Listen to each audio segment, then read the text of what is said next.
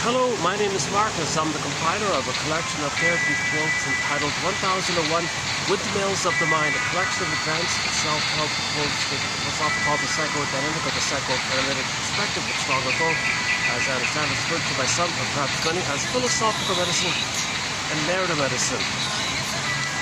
Long overdue. It's about time that we updated our thread in this collection on timelessness. And I'm going to blend it in with the topic of immortality, like no time, forever infinite, no time, timelessness. So we already have 3 pages of quotes on timelessness done about a year ago, which I reviewed in the last video. And in the last video as well, I included part 1 on our quotes that we're now going to do on immortality.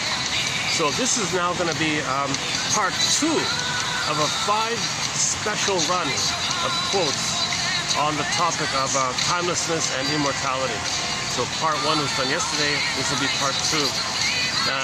It's about time, right? Long overdue. So there's quite a few theories about this. Number 1, the unconscious doesn't know time, something we've been saying all along.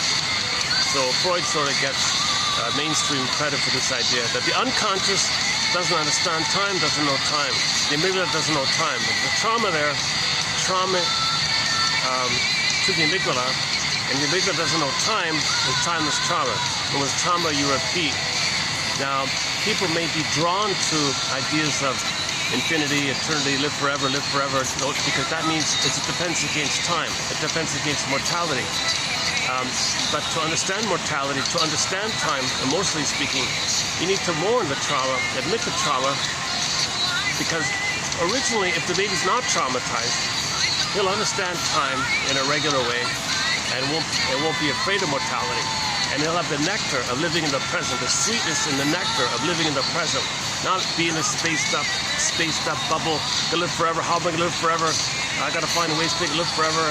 And this kind of excessive ideas of fantasies and universe and cosmos and all these metaphysical ideas got to make it psychological. Ideas and fantasies of immortality are defense mechanism against, or a way to cope, assuage the pain against mortality. But mortality, understanding of time, mortality, okay, in order to do so, you would have to face the trauma, admit the trauma. So in other words, if you were to just blankly say, oh sure, this time I get it, yeah, unconsciously no, because you're betraying the feelings of the trauma. You can't bypass that. That's spiritual bypassing. You know, some people say, oh yeah, I get it, there's time, no problem, I don't believe in life after death and all that stuff. I get it. That could be a reaction formation. They deeply believe it, but it's so painful. The way to stay in touch with that pain is to flip it, called reaction formation counterphobia. So ironically, people who might advocate conviction in this area, that's called reaction formation counterphobia. It's too painful to admit the trauma, because it goes against your narcissism. It goes against one's identity of narcissism to admit there was a trauma. So, oh yeah, sure, this time I get it. But really, it's the opposite kind of thing. But most people linger with fantasies. Most people do linger with some fantasies of immortality. How's it working with the song in the background? It's too noisy, right? I got all the, yeah, let me bail on the song here, hold a sec. It's a good song, it's a new one. We just found it called Loneliness by the indie rock band Angel's Whisper, but I realized with all the noise of the water, it's not gonna work here. So let's just skip the song for this time around. So there's one theory of that the more people are drawn to a life, you know, the ever after, live forever, legacy, live through your children, and, you know, create artistic products and live through them, and these kind of ideas that while you're alive, you're going to continue through your kids or through your artistic products or through your legacy or through your songs or things you made or built or something, and you kind of, so while you're alive, you feel you're going to continue, then you maintain the defense. You maintain that ability to not admit the pain of the trauma that would allow you the sweetness of the nectar of present time, because you're dwelling in the constant future all the time, like fantasy of the future, live forever idea. Okay, so eternity, live forever, go on, immortality, that's timelessness. that quality of immortality is synonymous with timelessness. Now, timelessness is a feature of the unconscious. It's a major characteristic of the unconscious. Okay, so just like these birds here don't know time, right? Monitor lizards don't know, monkeys don't know time, animals don't know time. The amygdala doesn't know time. The brain stem, the amygdala, the ancient part of our brain doesn't know time. And there's trauma in that part of the brain, that survival brain doesn't know time, and you're suspended there. And when you're suspended with frozen trauma, infinite trauma, there's no the time there. So time stops, time freezes, in a sense. Now, the wiring of the trauma causes repetition compulsion. You're going to recreate to undo the past. So enter repetition compulsion. You're going to recreate the seed of the crime with the mother, symbolically hoping to undo the past, change the past, get the love that you should have received in the past, correct the set points. So you're going to recreate. Hang on a sec. As usual, I'm in a public venue here. There'll be a few interruptions here. Let me. A group wants to check out the swans here. Hang on a sec. Let's do this here. Let me give these people some space here.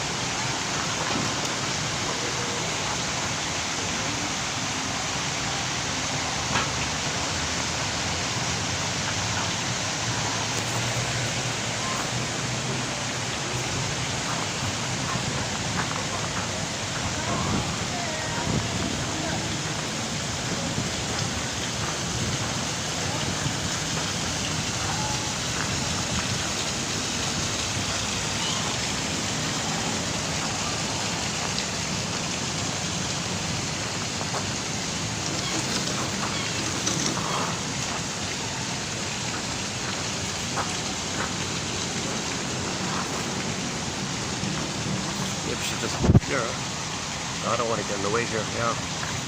Okay, just for a few minutes, let's hang out here for a bit. Luckily, it's not too busy today. All right.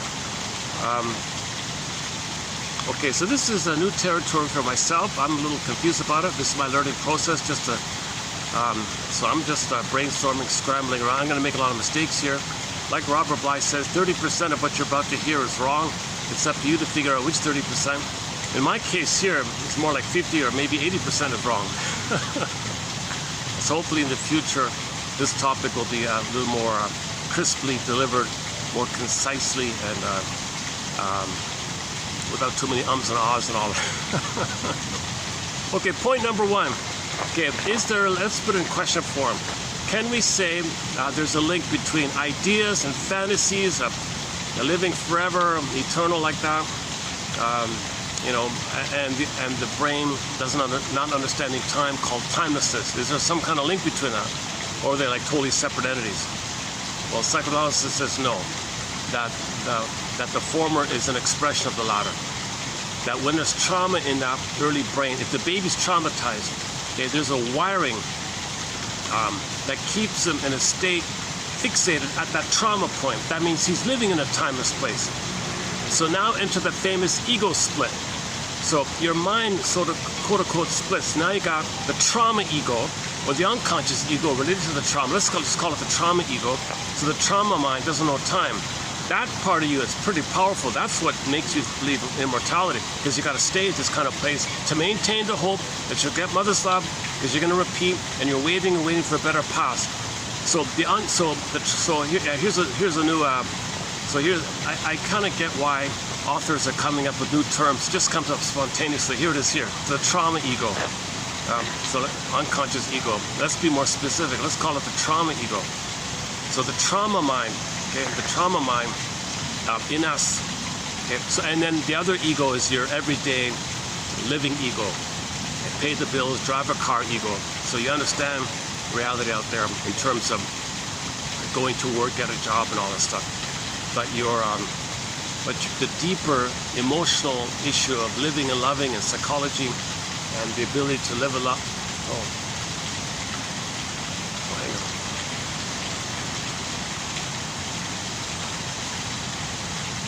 Well, that's funny. Well, I didn't realize that. They were kind of watching me for a second. When I turned, they stood up and moved their seat or something. I guess they were amused. What's he saying? Once again, this is for people in midlife. Young people's not going to relate to it. They can't hear me back there anyways. All right. Now let's just hang on here for a bit longer. All right. I'm under the weather today. My presentation is going to be not as refreshed and upbeat as I'd like to be. I think there's been some of the better videos in this collection have been done in the past couple of years. A lot of good videos, I think. A lot of discussion of the Twilight Zone. We've got 62 chapters and topics on the go. So this one here I want to pick up on timelessness / immortality. It's undeveloped here, so we're now going to start in on part 2 of this special 5-video run on the topic. Yesterday was part 1. Got off to a good start. We reviewed the 3 pages of timelessness and part 1 of immortality. Some good quotes there, and this will be part 2. So let's just pick up on my introductory kind of position here, and then we'll get to the quotes on part 2. All right.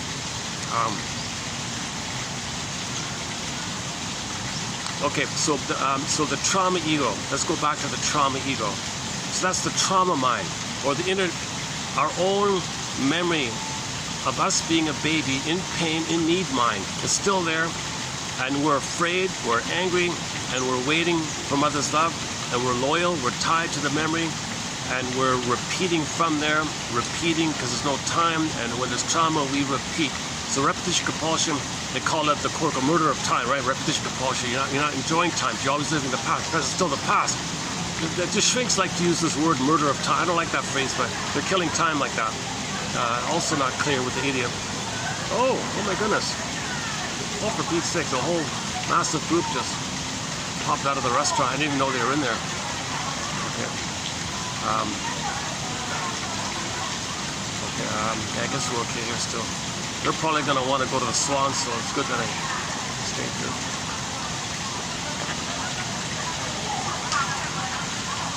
That's the corner spot, so I'm least in people's way. That's why I go there. All right.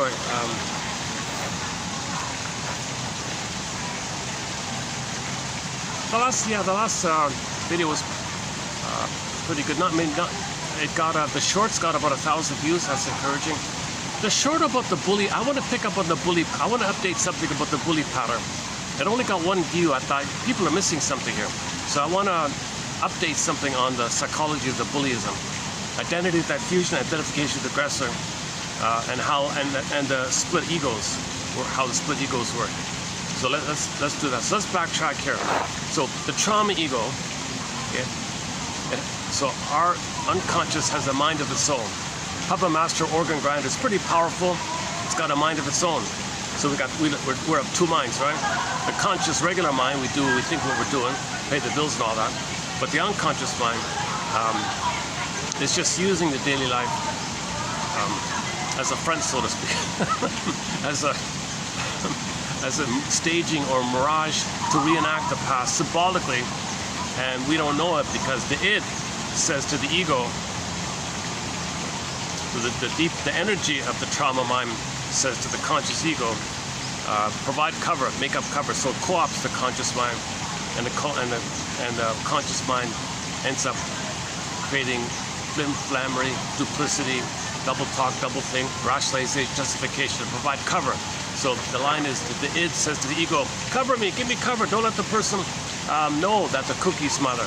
We think the cookie's mother. We think that if we repeat, we're going to change the past, but don't let the person know. Let the person come up with some excuse, need to know. So, cookie's on sale, what's the big deal? But the cookie is symbolic mother to the unconscious. The cookie is symbolic mother. But the unconscious think that really is mother. Because the unconscious associates food and sweetness with mother. So it wants mother. It's going to fail, but it's got to have the hope to chase. Repetition compulsion, got to repeat. So in order to protect the repetition compulsion, you got to fool the ego that it's okay to do this.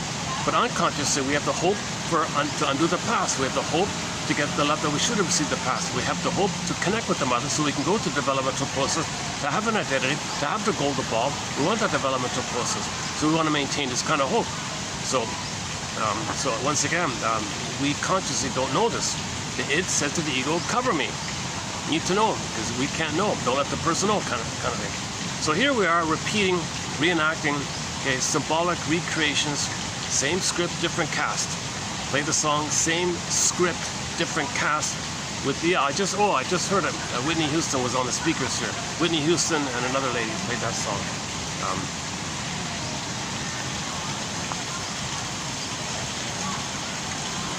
Oh.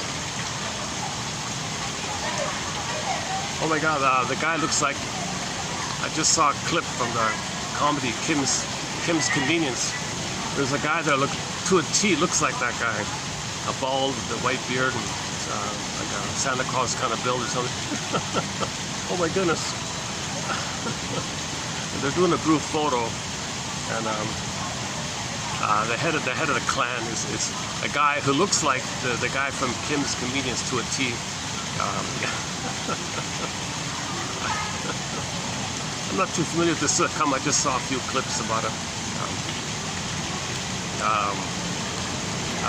They own a convenience store. Some kid goes in with his roller skates rolling around in the store, and Kim is trying to stop him politely, so he puts gravel so he'd fall down, and it didn't work. You know, next time I'll put oil so he falls. Doesn't want to say it directly. Doesn't want to lose a customer or something.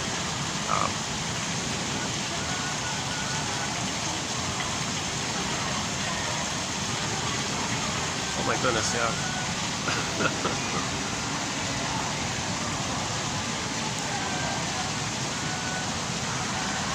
Okay, yeah, repetition compulsion. So, trauma we repeat. That's sort of a general consensus. When there's trauma, why? Because the baby's in pain. What do babies do when they're in pain? They reach for mother. But mother caused the trauma. But remember, they don't remember time. All they know is they're in pain and reach for mother. Not remembering that mother hurt them. Just pain now, reach for mother. Pain now, reach for mother. Pain now, reach for mother. So babies are fugitives. They're love fugitives from the love they seek. They're running away from mother while searching for her. Running away, searching, running away, searching. Repetition compulsion, running away, searching. Pain, reach, this kind of looping phenomenon. So this is the skipping kind of thing. It can be forever. It's eternal. This issue is eternal. Okay? So when later on, to know this issue, to know there's trauma in this early time, we obsess about immortality, life after death, reincarnation, all those kind of things. Oh, they're leaving. Oh, they took their group photo. Where's Mr. Kim? Oh, there he is.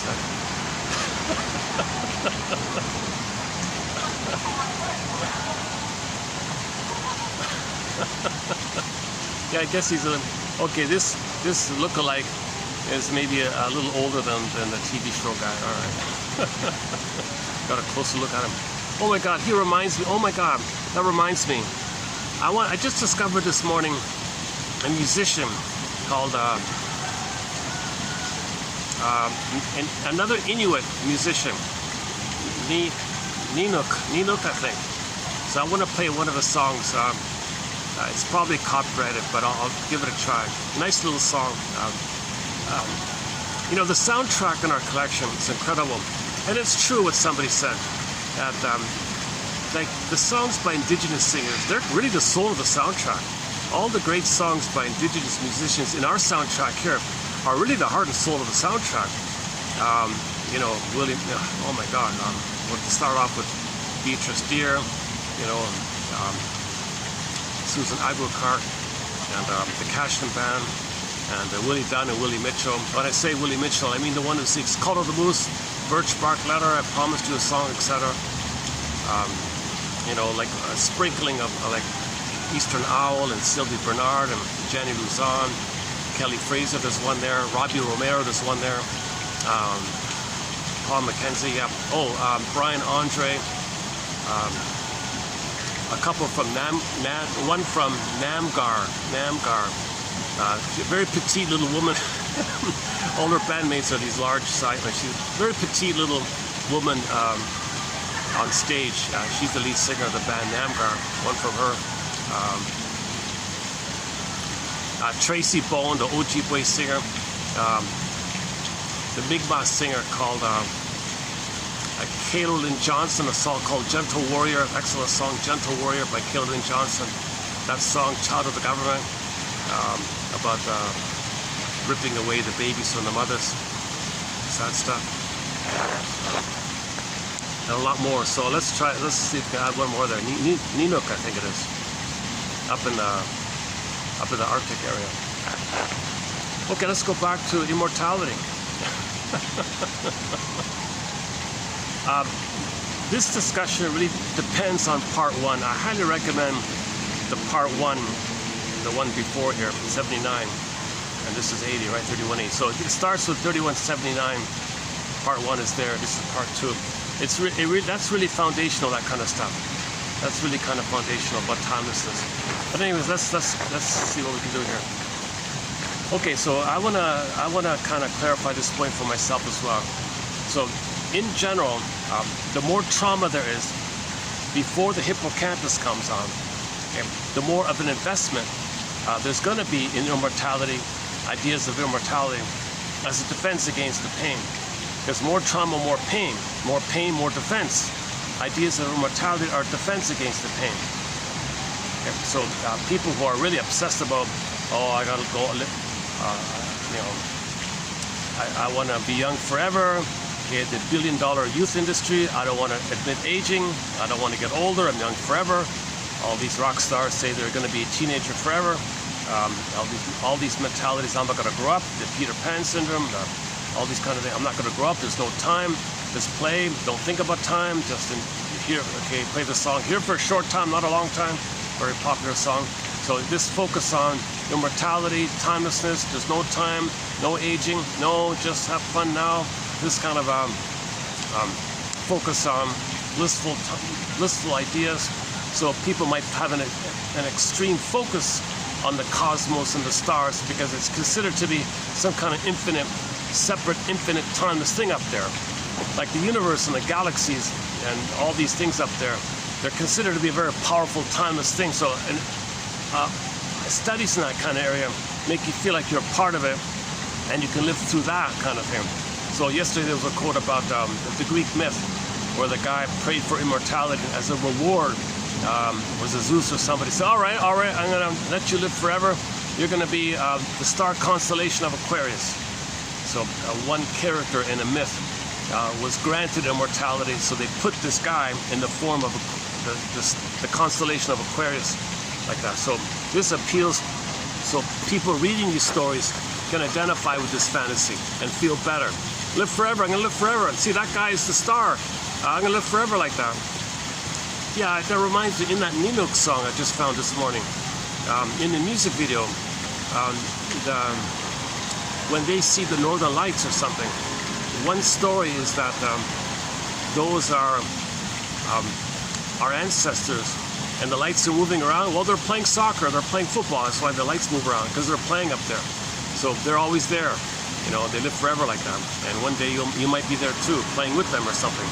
Well, be careful, because if you're naughty, look, I don't want to say it. So they would frighten the children or something to behave, I guess. I didn't get the full story about it.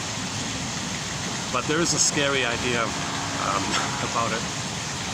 I'm surprised. I don't know if he's got it. I don't know if he's right in the interpretation of the myth or not.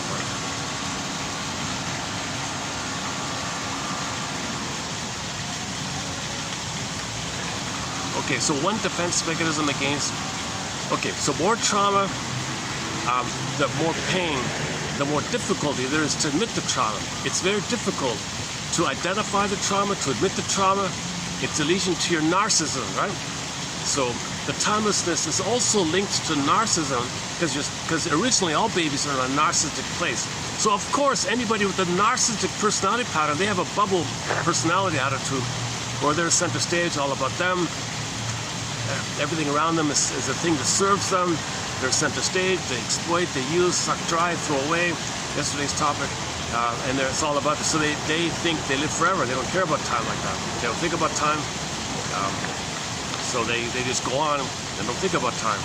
They're in a solipsistic bubble called narcissism. So narcissism is also related, is very much related to timelessness and immortality. I'm sure a lot of, now whenever we get into this kind of topic, I'm not talking about victims of the plunder system. Places that are plundered and pillaged, and there are a lot of pain already, they may need to have fantasies. So we're not talking about that. So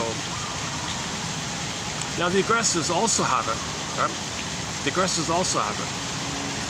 But the aggressors have a greater trauma, and they have a greater identification to greater, and a greater compulsion to repeat. And the victims they see as them and they're the mother that hurt them. So others are them, and they're the mother that hurts them. So that's the mechanism. So okay, let's back to the bully one for a minute. So this sidebar here, the bully one is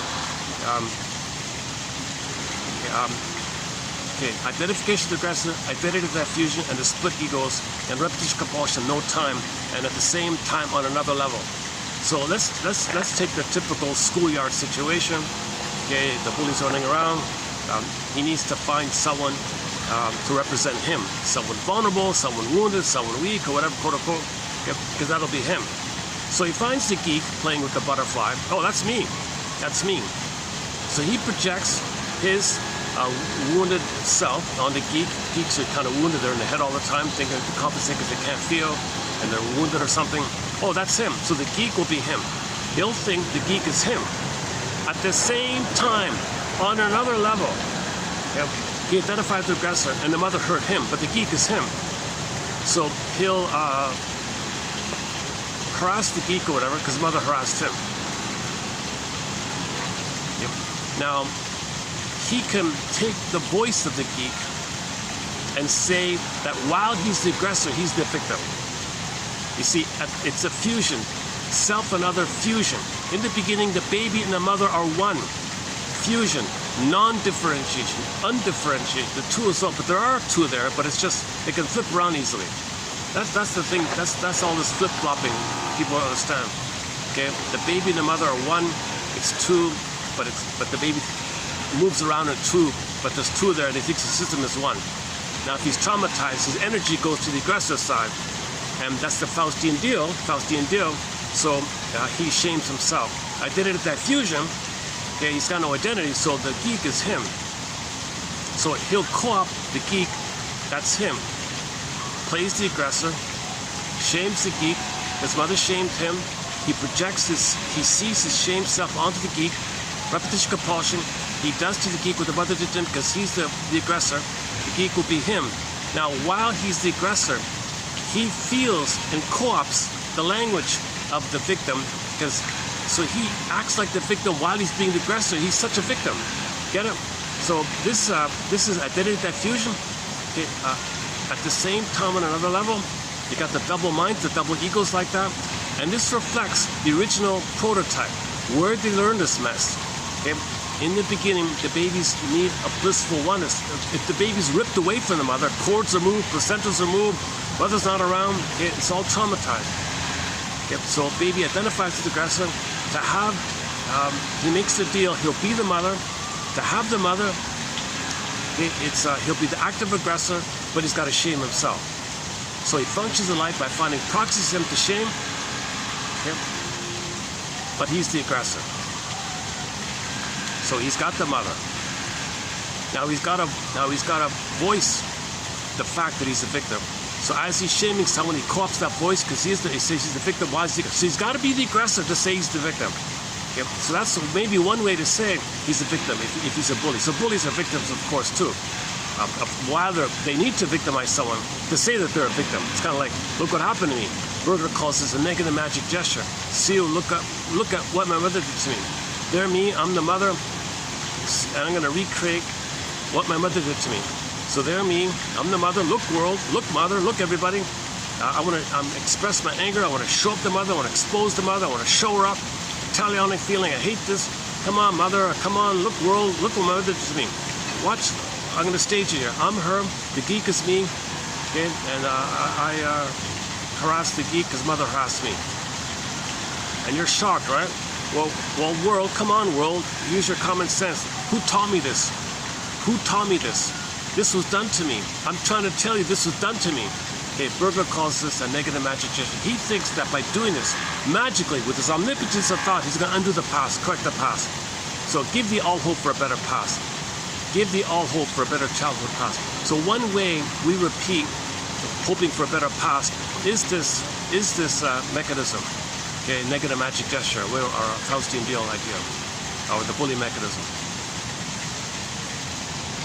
Now, this bully is also in a state of timelessness. He can be a bully his entire life, and whether or not he says he believes in immortality or not, it's immaterial. If he's being negative, any negative personality is operating from trauma during the timelessness. So whether they consciously believe it or consciously don't believe it, unconsciously they believe it. They must believe it because they're tied in the trauma of frozen timelessness. So they have to believe in immortality because they have to believe in the hope that Mother will love them, that Mother will one day love him, and he's frozen there waiting and waiting and waiting. So whether he lies to himself or indirectly maintains the hope by believing in immortality, that one day, even 20 billion years from now, Mother will love him. He can't betray his anger. He can't betray his hope. He can't betray himself. So he's got something like that, right?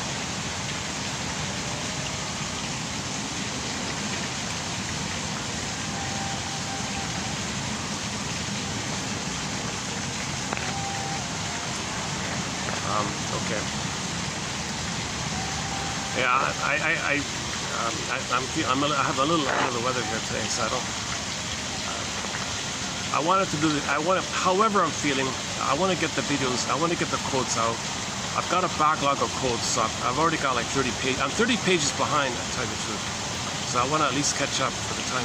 So I'm kind of I feel like I'm in a rush. Okay, back to part 2 on immortality.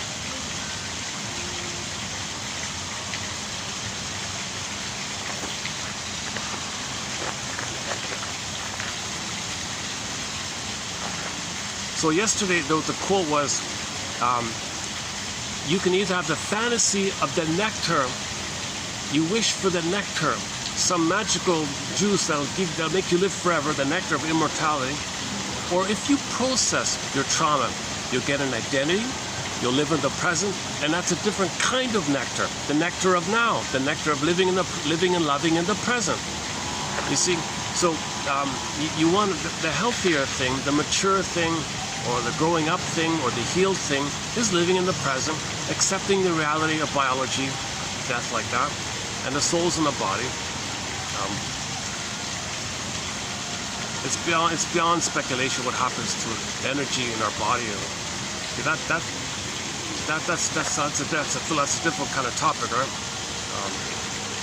But we're talking about the active mentality of fear of death, fear of mortality. So go to the clip, go to the short section of this channel. There's a clip that got 1,000, is that right, 1,000 views? It got several hundred views. It's called Joke on Immortality. Oh, hi there.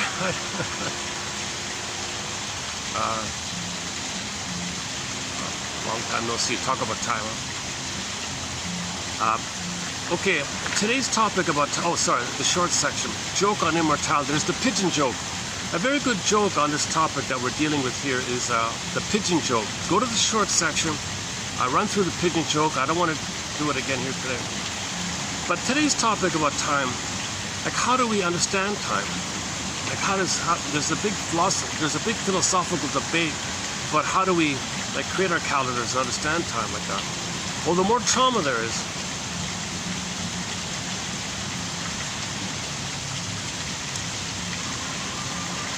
no, that's the split ego, right? So the unconscious believes in timelessness.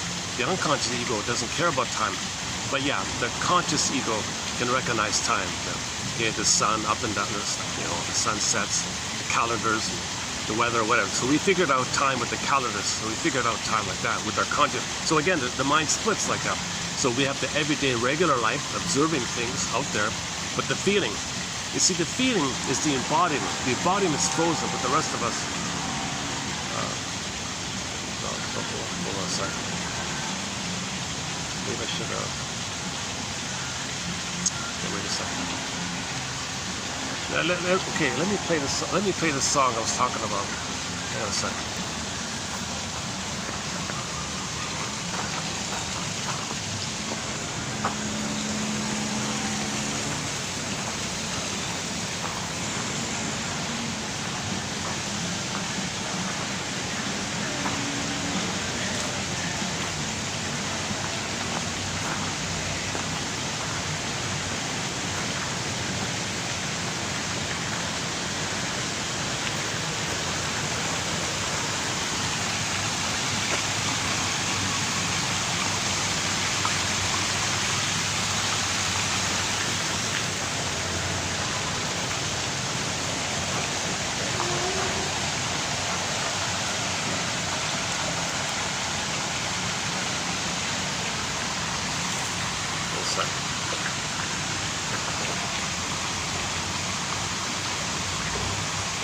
I found it on the radio.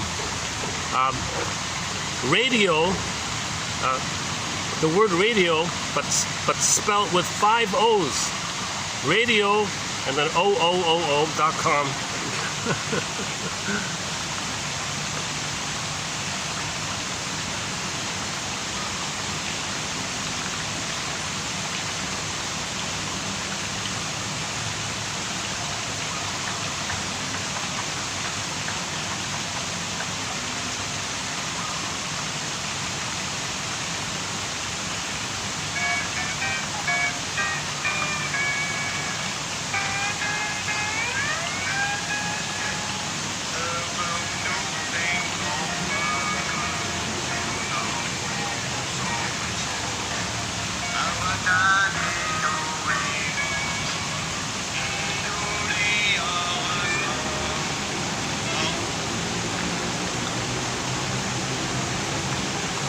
Oh, here we go.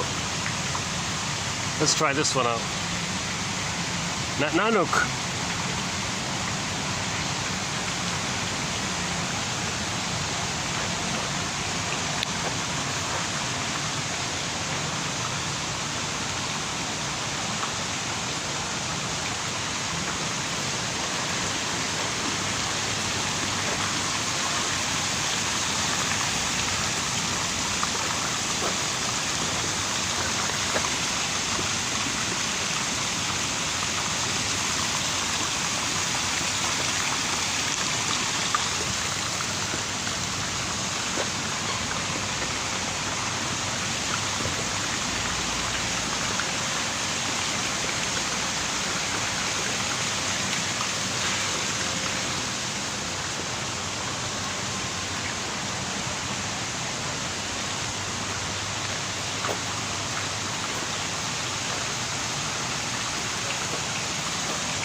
It's not playing for some reason. Hold on a sec.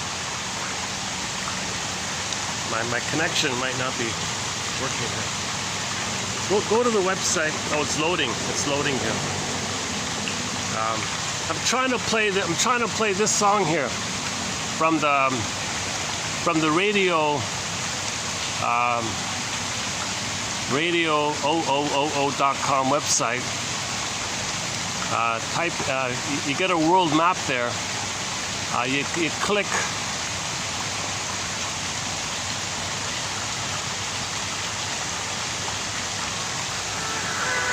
Oh, here we go.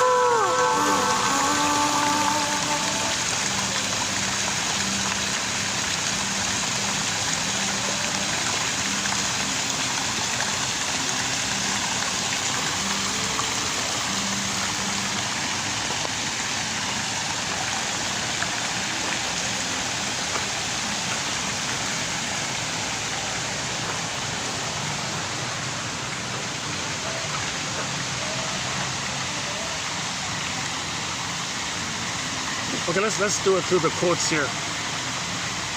I'm not sure why they always have all the loud water splashes here, but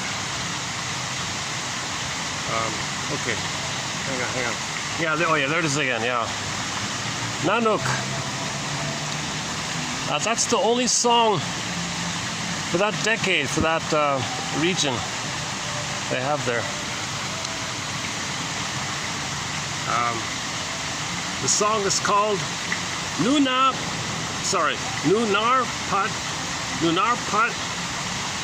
Kusanak off the album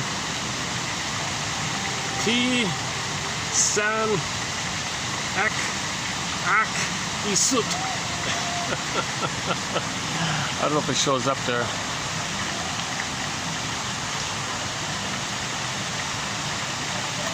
Nice little song, eh? Yeah. Okay, let's go back to immortality.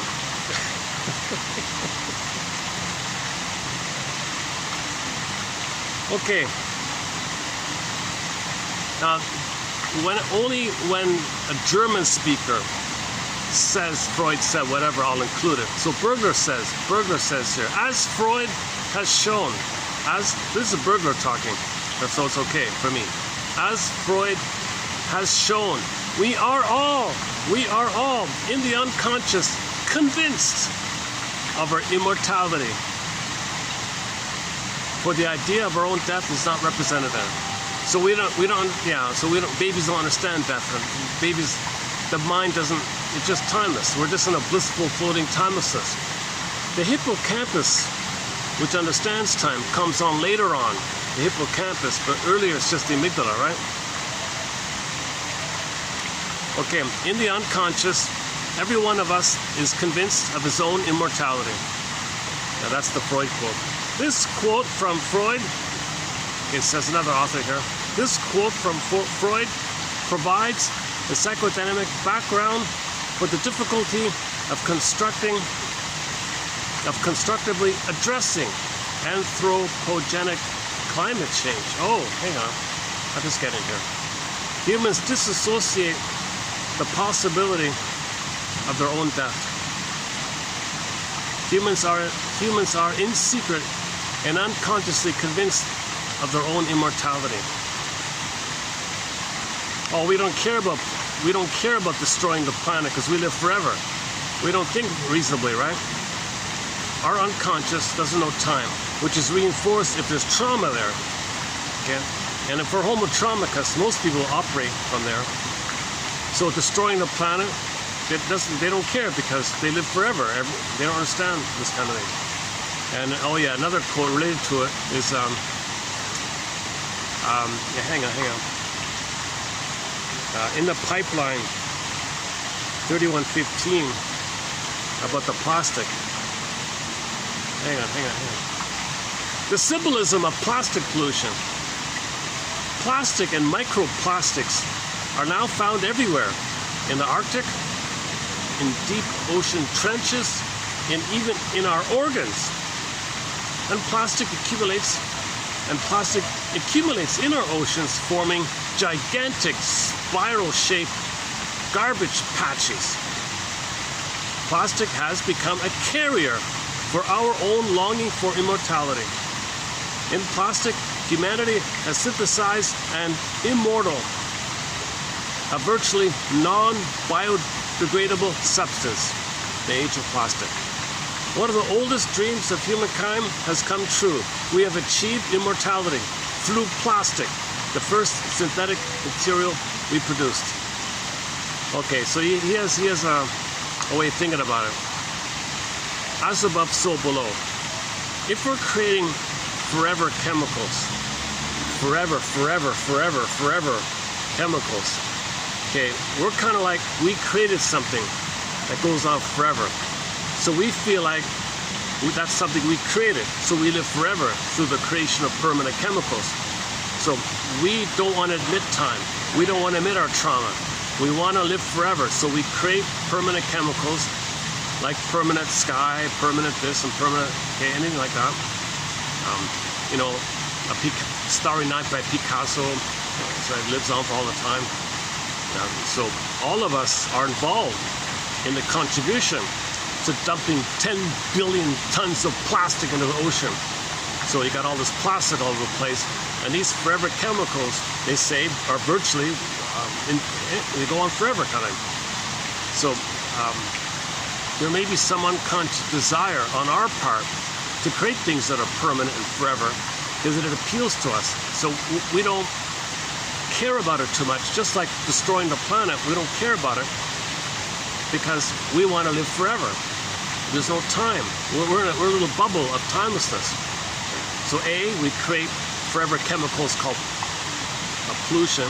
The plastic chemicals, the microplastic, lives forever. So that's part of it. It's destructive. Climate change, things get destructive. Okay, play the song by Rick Emmett, A Big Lie. Oh, they say the greenhouse effect won't do you any harm. That's a big lie, my friend. The lie keeps getting bigger and bigger, like Pinocchio's nose. I pick up my guitar to lay the message down, he says. About the greed. You know, we could update that song. I pick up my guitar to lay the message down about our fantasies of timelessness, of immortality. So we don't care about the destructiveness. So let's, so in order to, so what destroys is the idea of permanency. The idea of immortality is destructive for ourselves and for others. So even on a personal level, we're living the unlived life, quote unquote, murdering time. We're not enjoying the present. You see, and outwardly, we create chemicals that are forever, that destroy the planet.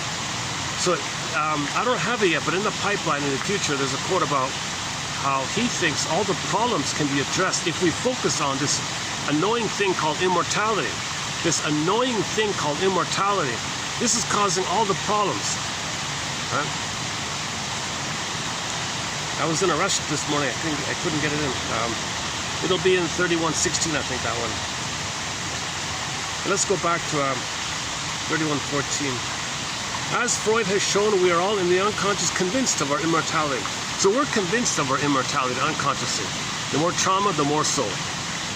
The more trauma, the greater the desire for soul. So we support forever chemicals. We support permanent plastic chemicals. And we love the idea that they live forever. Really? You mean when I buy a plastic bottle and you know, it's non-biodegradable, they live forever? I created that. I helped create that. I live forever. It's a bit of a stretch. I don't relate to that example myself, but most people think they live forever through their children. Children rebel. I want to live my life. I don't want to be a role in your life. I don't want to play a part of something unlived about you, so you can live through me. I want to live my life. So some parents feel satisfied if their kids are playing an extension of them, and some parents reject their kids because they don't look like them. There was a woman rejected her son because the son looked like the father, and she hated her husband. So she hated the son because it reminded her of him. So she rejected him. She wanted a kid that looked like her, so she thought he could be an extension of her, so she would live through her like that. So it's destructive. These ideas of holding on to the timelessness of our trauma, because immortality is the hope that mother will love us in the nursery. Fantasies of immortality, ideas of immortality, is the constant, relentless hope that someday we'll get mother's love back in the nursery, so we can resume development, so we can understand time and have the sweet nectar of time rather than this fake delusional fantasy nectar of immortality.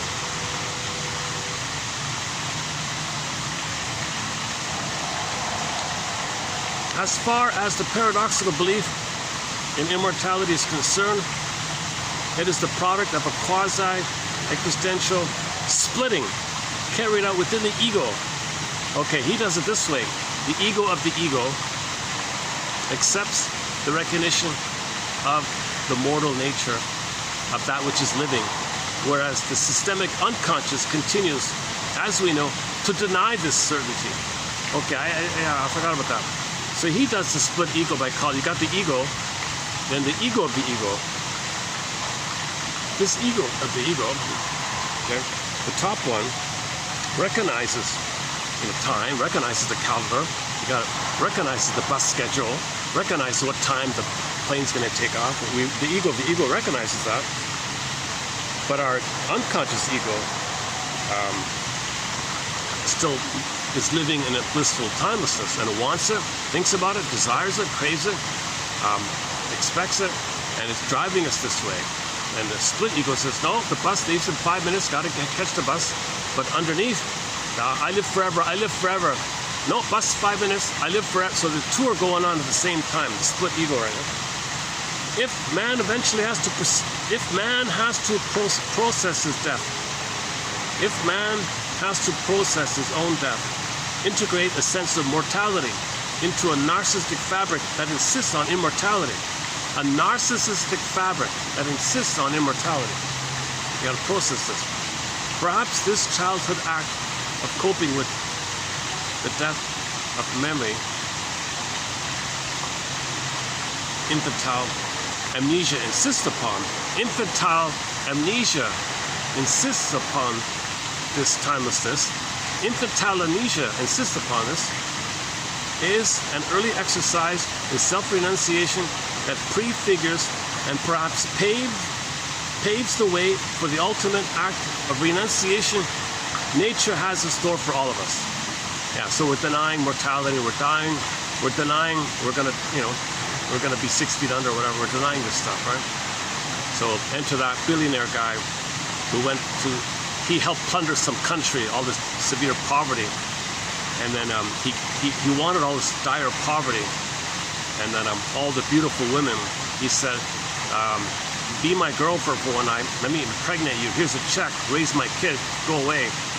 He was generous with the money, but he wanted hundreds of sons from all these beautiful women, thinking he's going to live through these boys. So he had a real desire to live on like that.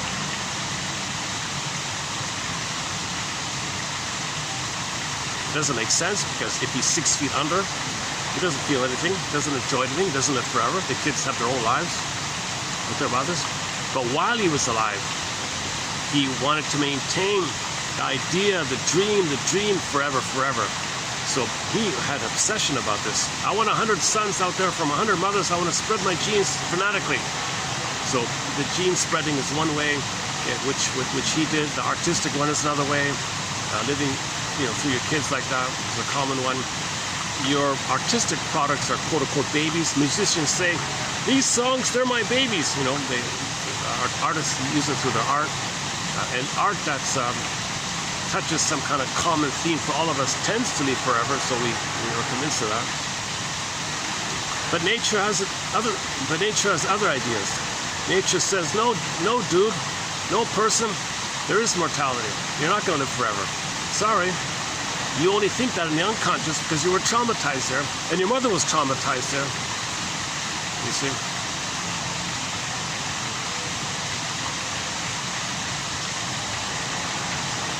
Oh. Sorry. I'm noticing all the delicious food that's being delivered to people in front of me. This is a very good restaurant, by the way. Yeah, very good venue. Bit of a gem here, yeah. Look at that.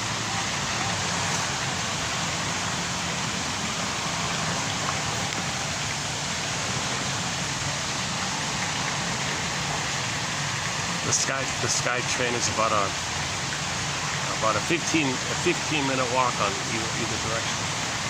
It's in between two sky train stops. Maybe 10 to 15. Depends on how fast you walk. Got some. Okay, let me move again. Hold a sec. Maybe I should permanently move over here.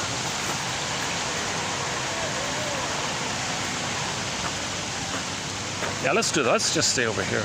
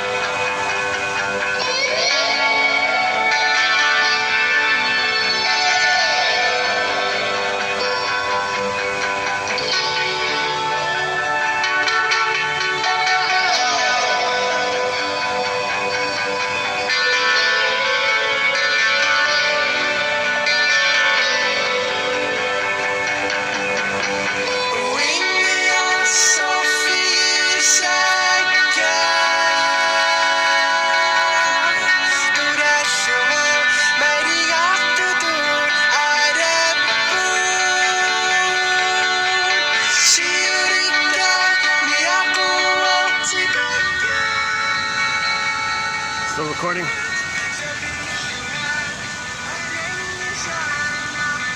It's probably copyrighted. Once again, yeah. Check it out. He's got a lot of great songs. That's just my first one that shows up there. But let's go back to our quotes here.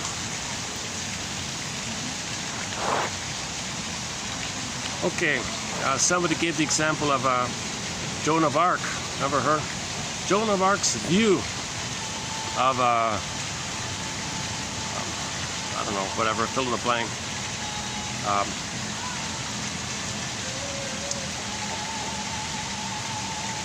Was that there was something guiding her, right? She thought there was some invisible, eternal thing separate from her that was omnipotent,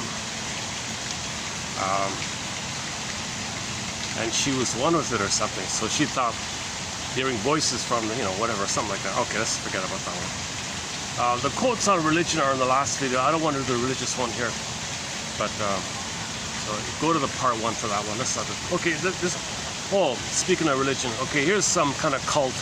He didn't name the cult, but there's some kind of a fringe kind of cult. He didn't name it. It doesn't really matter, but the cult's doctrine. So one cult's doctrine claims that death is actually a fabrication.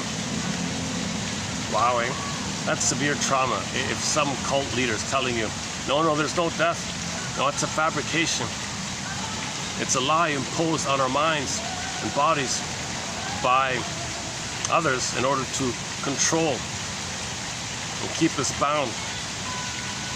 There will never be lasting peace on earth until this last false belief is abolished, that mortality is abolished. We got to abolish mortality. Followers are promised immortality, perfection, and oh, there's the wind you used to. Can you hear it? It's probably copyrighted. Oh my God. Okay, if the camera, if you're noticing if you ever notice a skip, even now, that's because the copyrighted music. I can hear it pretty clearly here. Dolly Parton's. So Whitney Houston does the best cover of that song, right? Oh yeah, look about that song. I will always love you, forever, always, always, right? There's the fantasy of always. I want you to love me always. I will love you always. Let us be together always. That blissful, symbiotic oneness. Recreate the missing bliss, always, forever, never apart. Lose track of time in a bubble, right?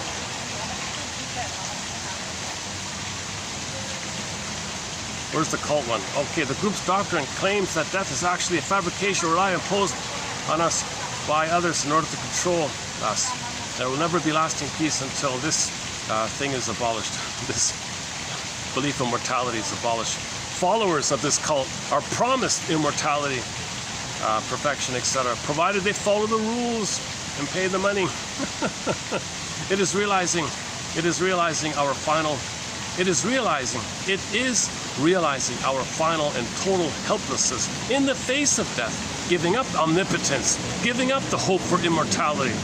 This is what we need to work towards. This is the goal. This is the goal of therapy.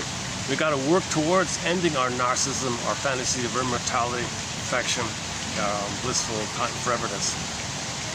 Then that's called growing up, being in the present. Okay, next one here. We can assume that long ago.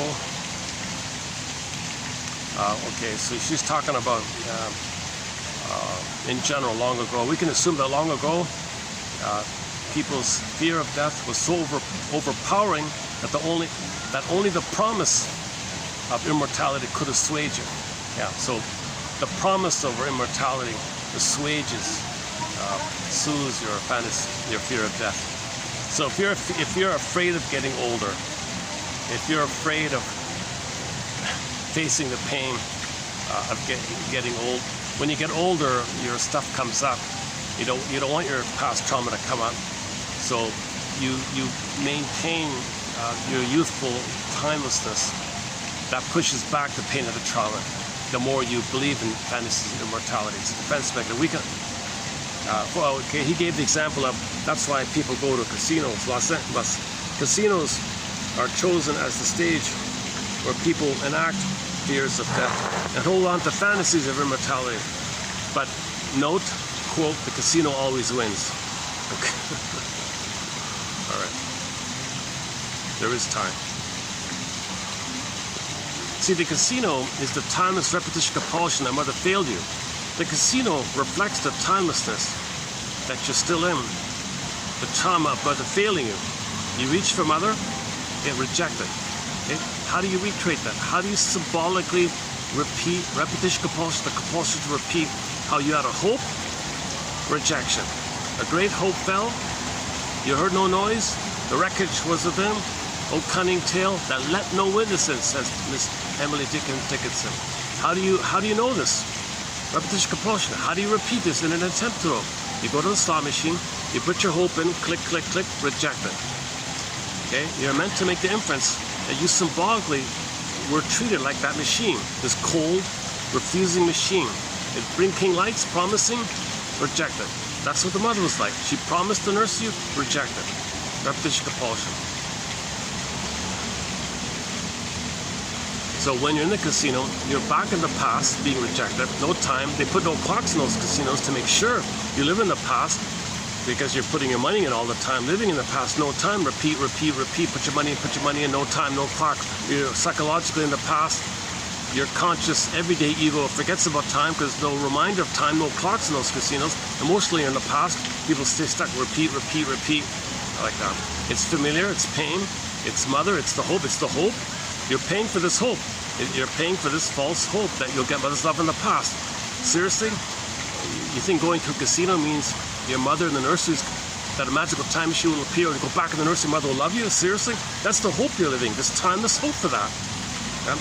So a casino is a good example of capitalizing on people's trauma, right?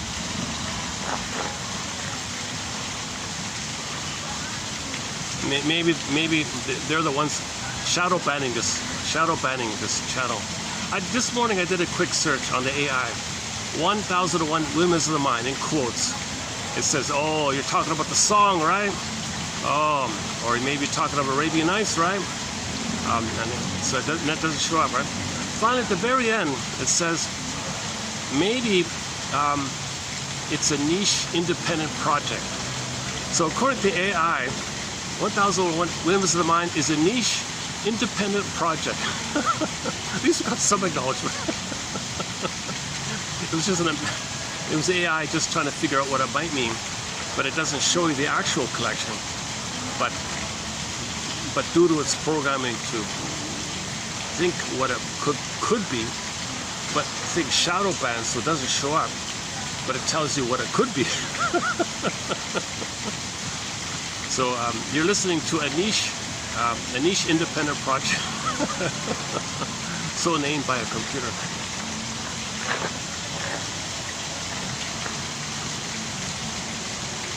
Okay. The most important contribution to the psychology of time perception is Freud's discovery that the unconscious is timeless.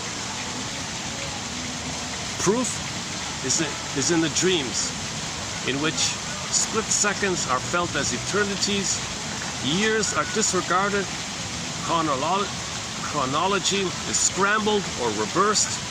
Yeah, you wake up in the morning, all right, in one dream snip scene, you can have things from different times, your childhood, something from yesterday, because there's no time, right? It can blend it all, called condensation. There's no time, so anything from any time, it's in just one time.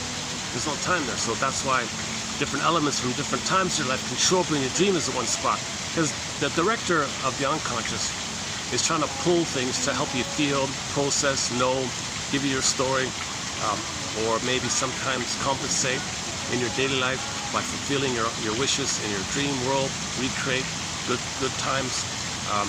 If you're feeling lonely in the present, you might have a love dream or something, or if you're feeling unimportant in the daily life, you might feel a time when you're important. So there might be the famous unconscious fantasies idea. But in terms of healing, it's meant to, the healing side of it is to help you to bring up the theme to bring up your trauma, to help you to know and feel what you couldn't have felt. So it's trying to bring it up to you, right? So when you wake up in the morning, write down your notes. Those notes that you remember, that's like a letter from your soul to you. If your soul sends you a letter, don't you want to read it, says John A. Sanford. Now, when I say John A. Sanford, I mean the guy who wrote Dreams and Healing, Invisible Partners, the Jungian guy. Interesting story about him, yeah. So his father was a preacher guy who says, son, I've been BSing the public. I've been secretly storing some books on psychoanalysis. I'm getting old here, so I'm going to pass it on to you. Don't peddle the nonsense. I think the answer's in here somewhere. I never got around to it. So John A. Sanford took his father's books from psychoanalysis and decided to put all these religious stories and treat them like dreams. And he interpreted religious stories like dreams. So myths, fairy tales, okay, religious stories and dreams are all products of the primary mentation, the timelessness, condensation, flip-flop, up is down, condensation, civilization, that for that, topsy-turvy, Alice in Wonderland stuff, right? So when I say Johnny Sanford, I mean that Johnny Sanford, the so-called Jungian Johnny Sanford. Talk about shadow ban. His entire publishing company is gone. Journey into Wholeness. Can you believe it? And there's no there's no tapes left over. There's no like audio left over from it. I'm hoping somebody in the basement has the cassettes and will digitize it, because not many people have been able to give you analytic interpretations of religious stories. Faber is a rare exception. Mel Faber, we've got a lot of quotes from Mel D. Faber in the psychological, his trilogy, The Psychological Roots of Religious Belief. Okay, religion, the infantilizing process, and the third one, New Age thinking. Those three as a unit, bundled up, has recently won a Golden Windmills of the Mind Award. That's the most recent recipient of a Golden Windmills of the Mind Award is Faber's trilogy. Psychological Roots of Religious Belief. Religion is the infantilizing process, and New Age thinking. So he spells it out very meticulously, very carefully. He's very mindful about it, so he knows he's got to be very specific in detail. So yeah, he did a good job. And Johnny Sanford is a little more freewheeling, I guess, but but he's got some good stuff in there. Alan Chinham did scratch the surface of it with his 4 books. Once Upon a Midlife, In the Ever After, Beyond the Hero, and Beyond the Princess. The Beyond the Princess one got retitled. It's called Waking the World.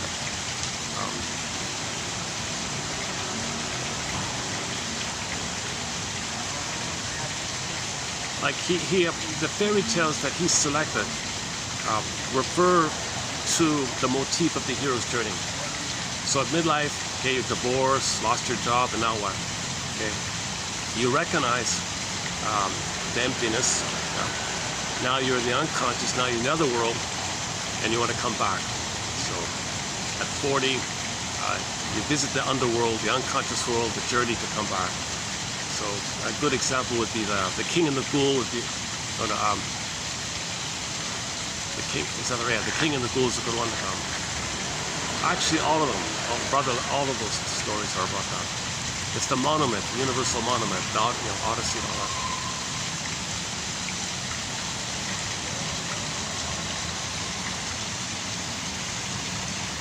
Give me a second.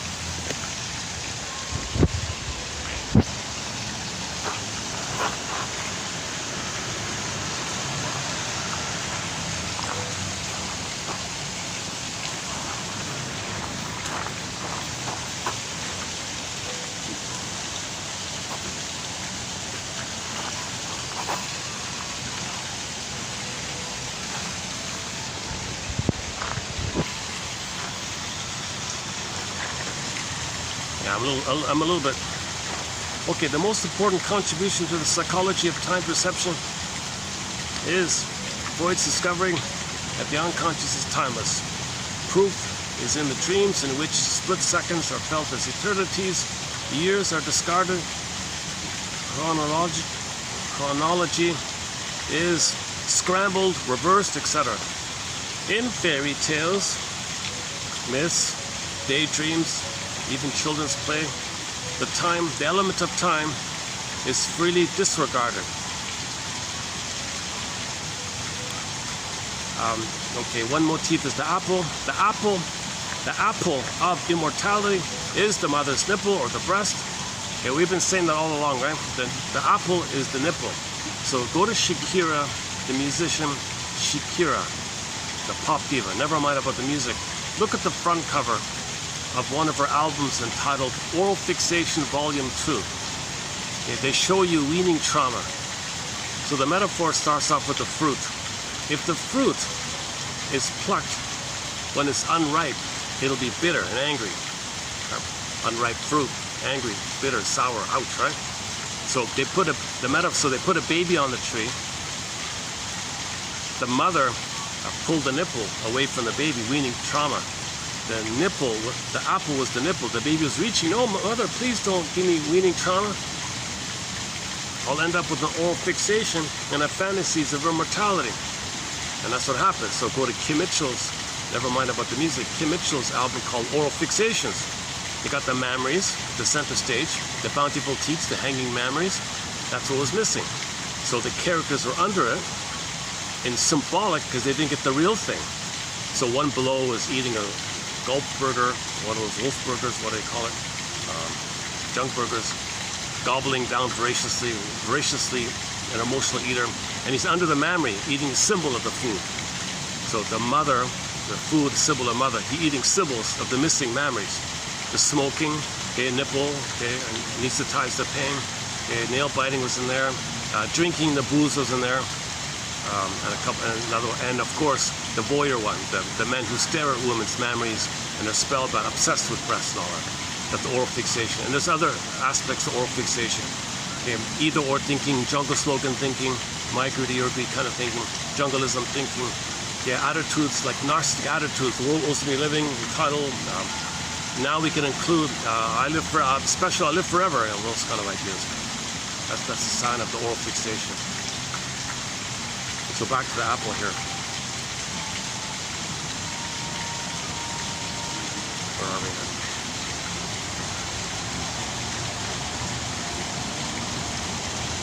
The apple of immortality is the mother's breast. In current folklore, we find the same story elements. The apples of Hesperides, probably also that of the Garden of Eden, and those of Iduna and the Norse gods are such apples of immortality. Tel Liat and other heroes lose all track of time while they are feasting in these myths. The good food, i.e. symbolic of mother, breast, eaten by the protagonist makes them immortal. Immortal. Timeless, right? Immortality is lost whenever they eat in the world of reality. In the world of realities, that's the famous knowledge of reality. So you're in the blissful garden, okay, knowledge of reality. That's what you want, right? In classical analysis, one finds that the child which persists in the neurotic personality of the adult still clings to the omnipotent fantasy of an existence free of the painful realities implicit in the progression of time. Yeah, look at that, eh? So you don't want to admit you're getting older. So people do procedures to look younger, and they fantasize, "Oh, I'm still young. I still look like I'm in my 20s," and maybe they're in their 50s or something.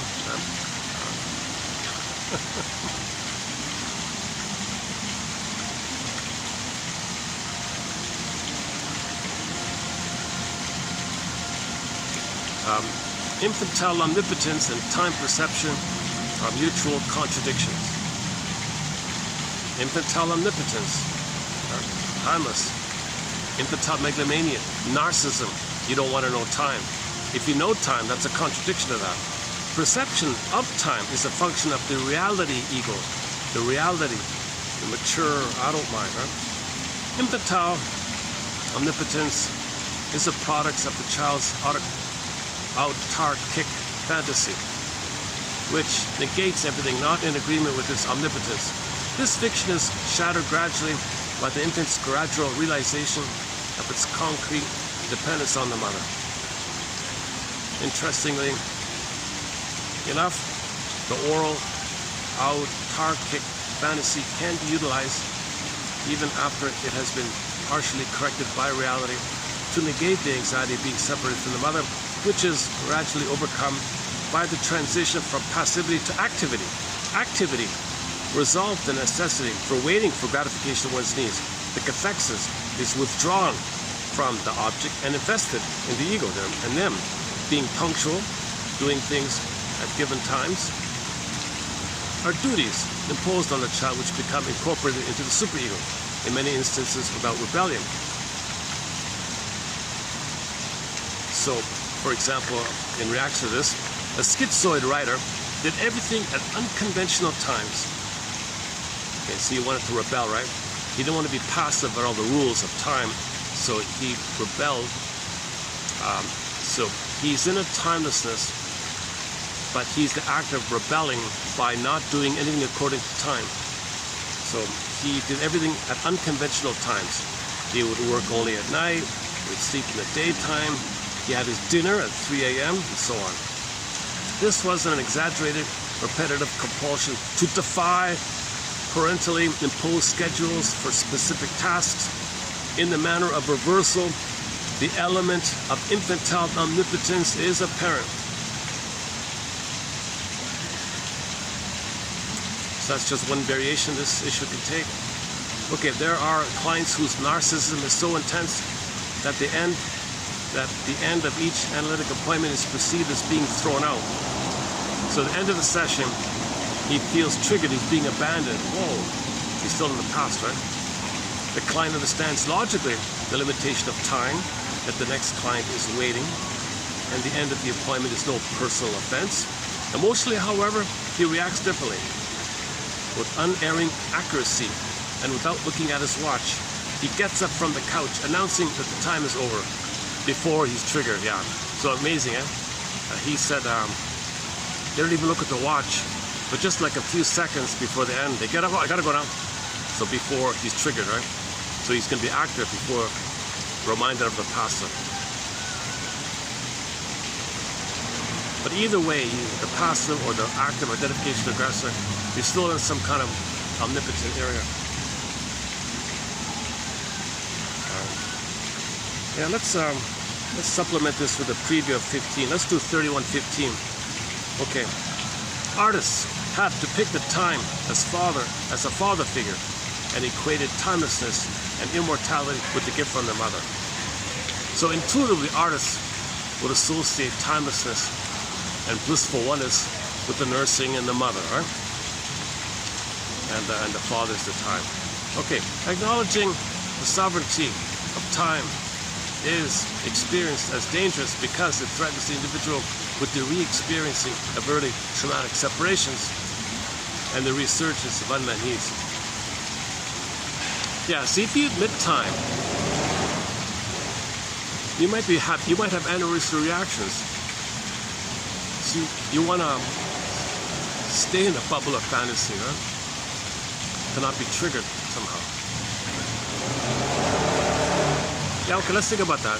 If you fully appreciate time, you may have more anniversary reactions where a certain time, scene, place, whatever, Christmas or a holiday, let's say, triggers some painful thing at a childhood holiday time. That's what you want. You want it to come up. But if it's too painful, you want to push it down, repress it down, so you're manic over, you skip over a manic way to not be triggered like that. So you deny the reality of time. You're denying the reality of time. Utopian thinking represents a quest for immortality related to childhood loss and the subsequent mourning process. Now, once again,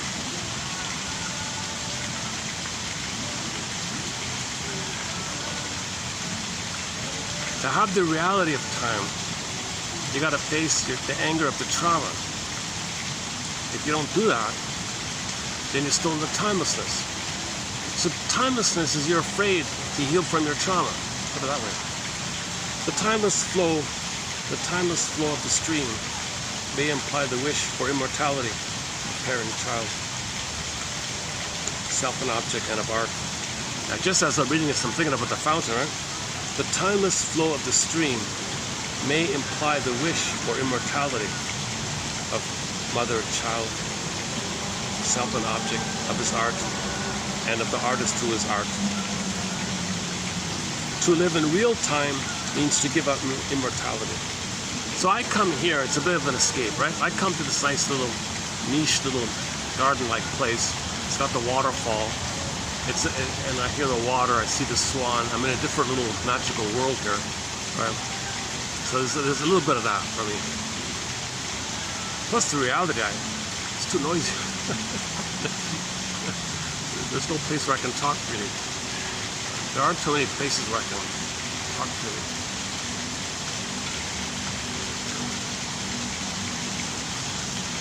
The parent, so yeah, think about why waterfront property is so expensive. The flow of the water, the time, there's no time. The water, it's just forever like that, right?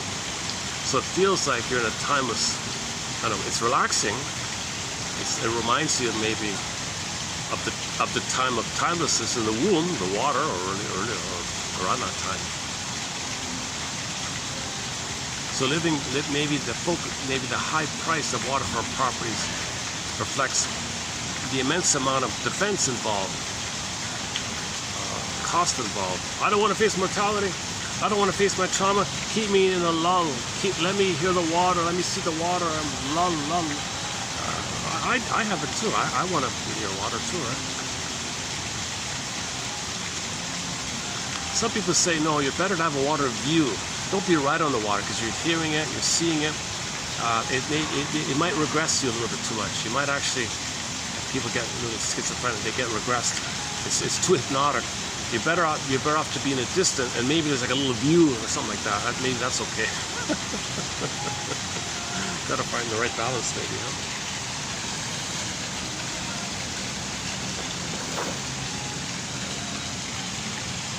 Hold on a sec. I gotta make a small adjustment here. Hold on a sec.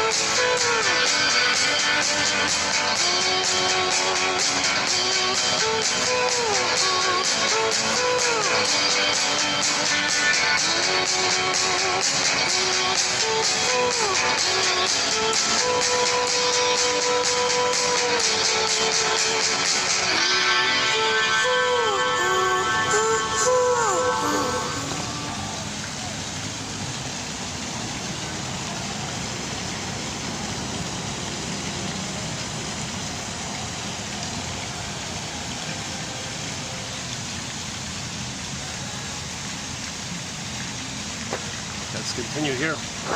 Back to immortality.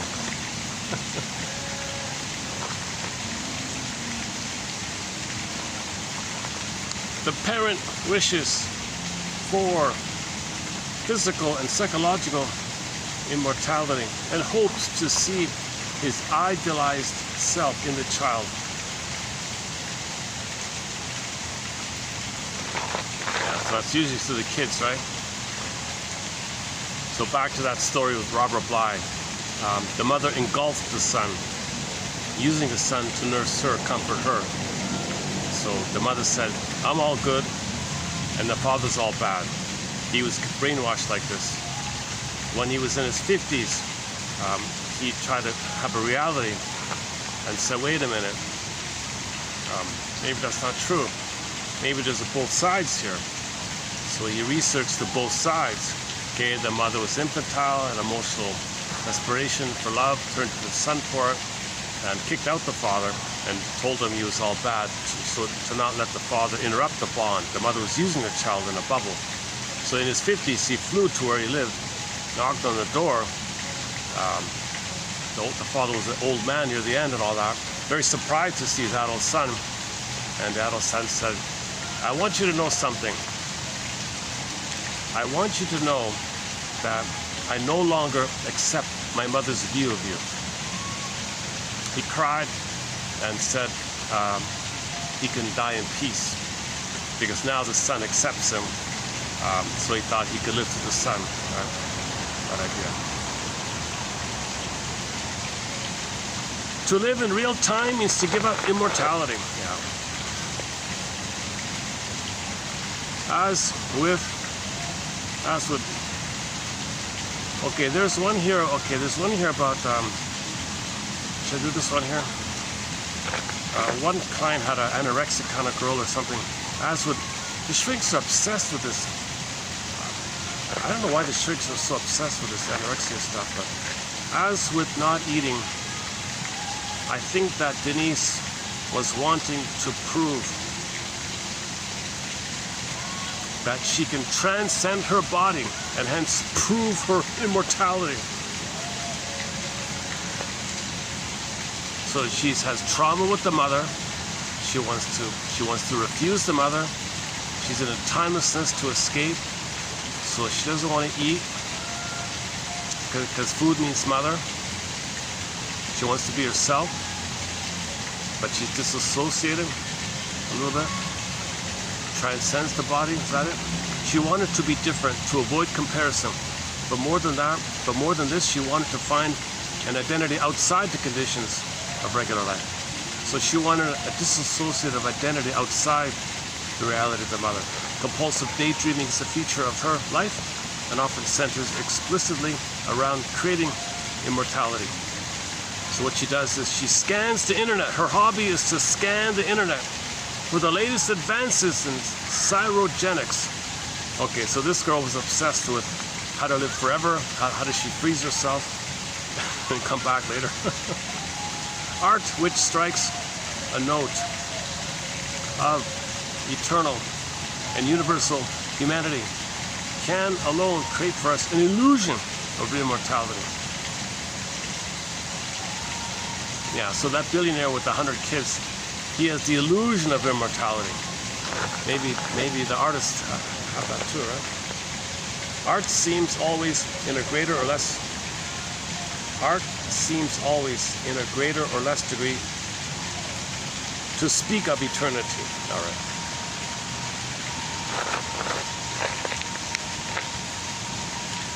All right. Immortality, or the narcissistic passion. He calls it the narcissistic passion. A narcissistic passion amounts to aiming for an eternal life of eternal gratification. That is, for the goal of being godlike and recognized as gods by others. Okay, that's classic narcissism, right? Center stage, they're so important, they don't care about you, they thingify. The more they thingify you, the more they treat you like a thing. That's the breast. That means you're the baby in a state of timelessness. So narcissism sees others as things, okay, not as humans, okay, something to serve them. That's the status of the baby at the breast. The baby thinks he owns the breast. It's a thing that he owns that serves him. So the baby's in a state of trauma. If the trauma's there, they carry that stencil, they overlay that stencil throughout their life. Okay, the 45 again, play it again, that record, that 45, they superimpose it on the present, see the present through that lens, see the present through that stencil, that filter, they see it through that filter. That means the world is symbolic breast, it's a thing, and the more they're in that place of others being things, they feel their special God live forever eternity. The narcissistic passion. This narcissistic passion amounts to aiming for an eternal life of forever gratification, for the goal of being godlike and recognized as gods by others. Yeah, narcissism. Yeah. So narcissists think they're little gods all the time, right? And that means others are things. That means they're the baby and you're the breast. Symbolic. The narcissistic tendency. Here it is here, what I just said. Here it is here. The narcissistic tendency. Yeah, it's really showing, eh? My being under the weather here today. The narcissistic tendency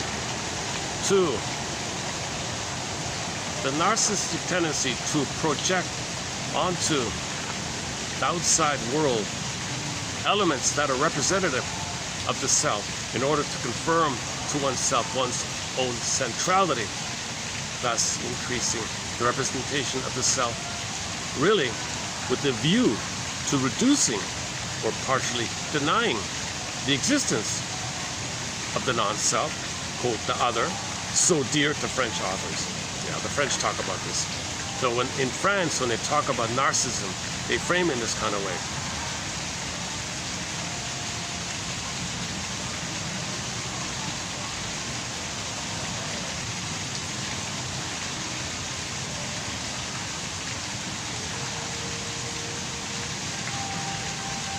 Okay, let's follow up on that one.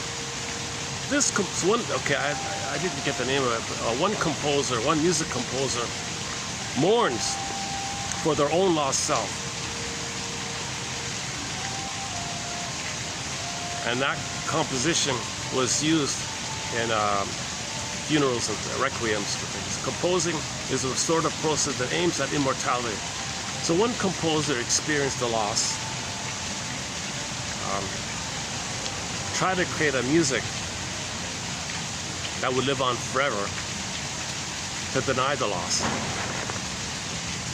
Our path cannot be immortality, but the ability and wish to live and love in spite of our mortality. Yeah, here's the conclusion.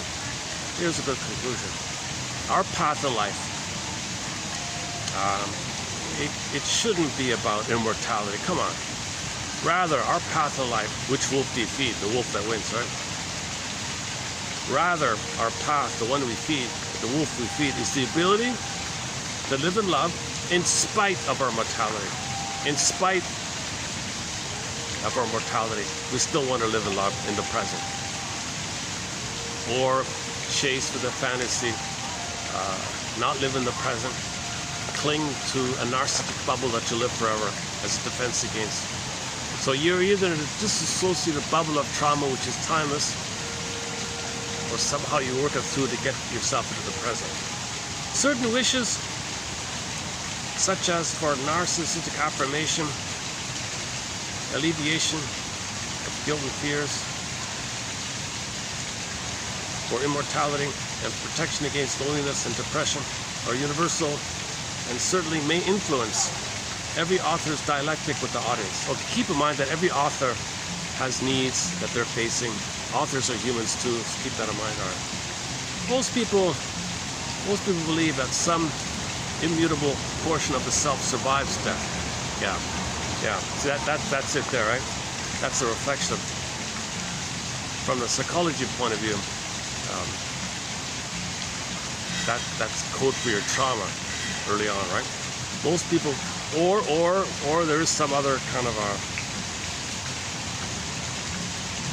the earth is alive and we're from the earth. And humans are what comes up from the earth that can dream.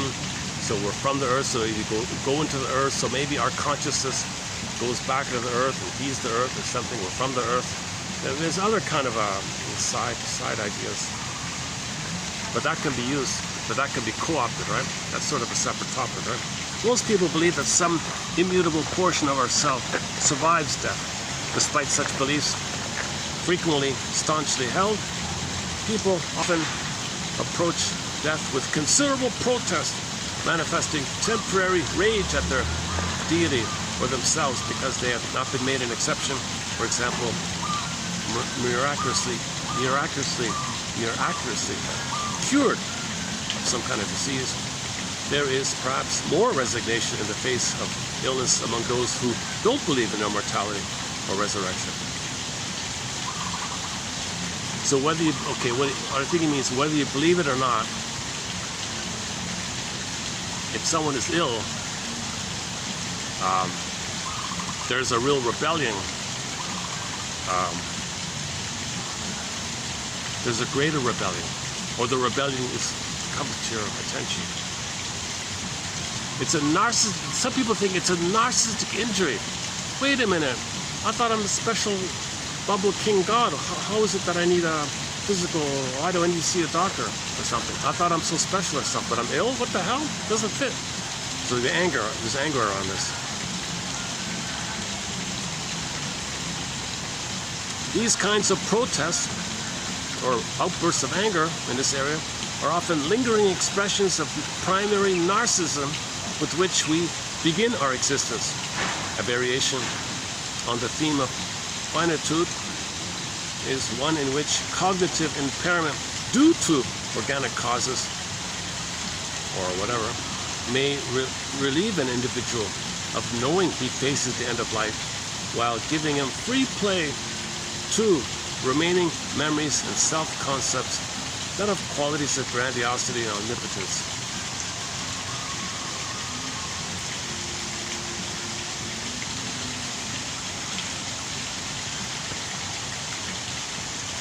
Okay, so maybe someone has some brain damage or something, and they always think they're going to live forever anyway, sick or not sick, they don't care. I don't know what he means. Okay, I'm not too familiar with Chiron, but he's the symbol that any human being is wounded and they get healed, they can help heal others. The symbol for this is a Chiron character. Actually, there's a publishing company called Chiron, right? So he's the wounded healer. The wounded healer. So in this story, okay, Chiron was born one of these gods, lived forever, immortality, narcissism. So God needs narcissism, basically. Right? So he was born like that. But because he could not heal, but he was wounded, he couldn't heal it, he gave up immortality. Okay, here, look at that. If you give up fantasies of grandiosity, narcissism, immortality, if you give up all that, if you can find a way to heal from that, give it up, let it go, face the reality, okay, you now are a wounded healer. You have enough self-entouchment, self-feeling, self-acceptance that you can bring that into the world, and you're a healing presence in the world like that. You're a wounded healer. Chiron. The belief in immortality is the expression of a basic inherent tendency of our psychic life. All right. Okay, we did the plastic one. Yeah, the plastic. I'm not sure about that one. Okay, never mind whether it's true or not. Let's use this theory as a prop. Let's just use this theory as a way to talk about this topic. People created forever plastics, forever pollution. So we feel like you see the phrase all the time, forever chemical. You see it all the time, forever chemicals, forever. Wow, forever. Wow, I bought a plastic bottle. I went to the store. I bought some water, plastic bottle. I'm creating forever chemicals. I'm participating in creating forever chemicals. I'm like an artist. I'm an artist. I'm creating forever chemicals. So maybe we all live forever in this idea. So maybe there's some kind of uncanny appeal for people in the newspaper world to write forever chemicals. They're forever, man. They're forever. It made people say, oh, interesting. Did you say forever? Yeah, forever. Really, they're forever? Yeah, they never go away. They're forever. These chemicals, it takes billions and billions of years to break up or whatever. They're basically forever. Wow. But don't tell me it takes billions of years. Is it really forever? Oh, I don't know. We're calling it forever. Let's forget about that. Let's just focus on the forever idea. Yeah, let's focus on... I feel very uncomfortable, personally, with this idea that we're creating forever chemicals like that. Very sad. But people don't care about polluting the planet for a quick buck because they're going to live forever anyways, right? Narcissistic specialness. All right, enough of this. Okay, next one, last one here. Attributing eternal life to the gods is a way of saying there are dimensions of human experience so profound that they are felt to be eternal. And that is our anguish as well. When we are called upon to carry an intense consciousness of both mortality and immortality at the same moment. So this obsession was saying that a personification of our psychological trauma, it's timeless, so we create a god and a myth. So the mythological gods are personified images. They're not real, they're symbols, they're personified symbols to refer to some aspect of our trauma. Myths and fairy tales are code for trauma. A whole myth is like a dream, like a traumatized psyche, a traumatized mind in a person. A whole myth, a whole epic is in one mind like that, right? Like that one, The King and the Ghoul. Yeah, he had to, the guy had to carry this weight. He had to answer riddles in order to get across. And if he missed it, he had to start over again. He was doing this kind of work, unconscious work like that. So the ghoul was like testing with all this stuff. Maybe in the future we'll do that one, King and the Ghoul. Chidan likes to tell that story. His favorite one is Stubborn Husband, Stubborn Wife, and Brother Lustig, and a few others. He did a pretty good thing. I like what he did. He read 10,000 fairy tales and plucked out 50, which he believes focuses more specifically on the midlife, for midlife, more directed for people at midlife. He calls them elder tales or middle tales, like that, as opposed to traditional tales.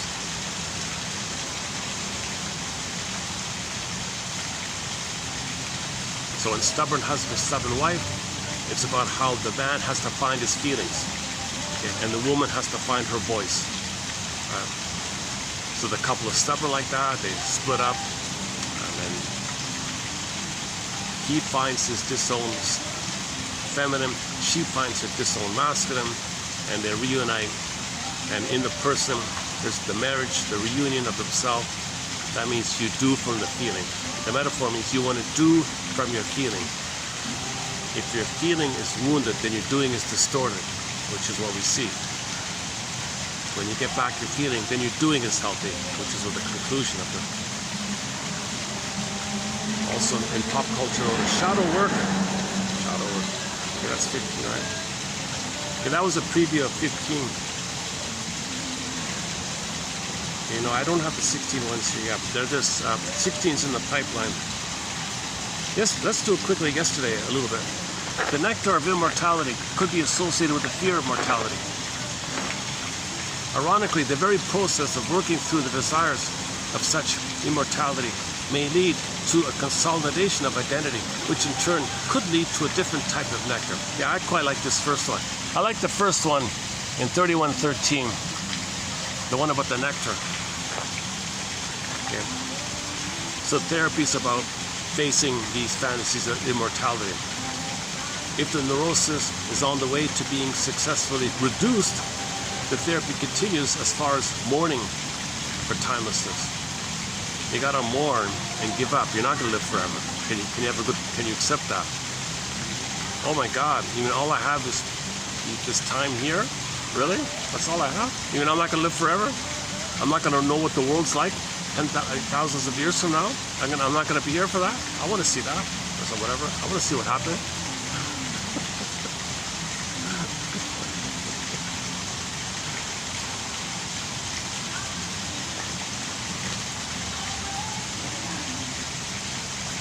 So acceptance of time is a sign of maturity. All right.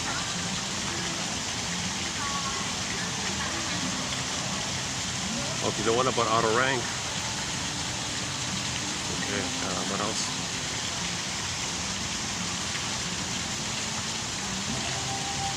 Okay, one guy's phrase, symbolic immortality. Most cultures place a great premium on the importance of children as the means of symbolic immortality. Yeah, that's a good phrase. Symbolic immortality.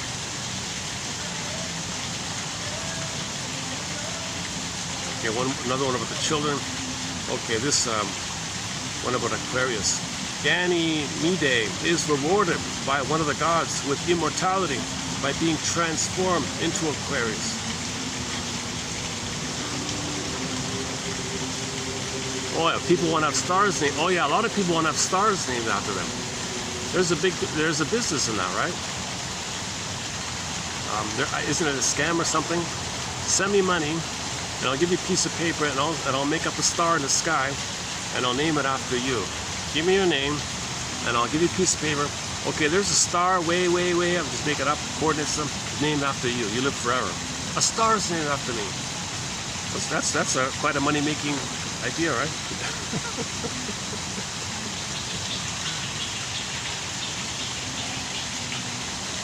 Yeah.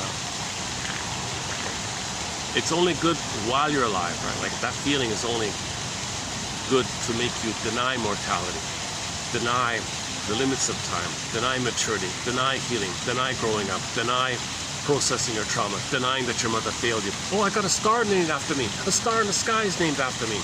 That denies that, right?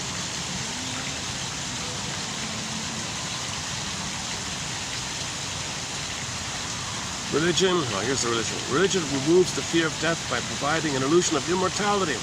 Above all, religion reconciles us to the self-denial required by civilization by promising an infinite happiness in the thereafter. So let's start the religion again.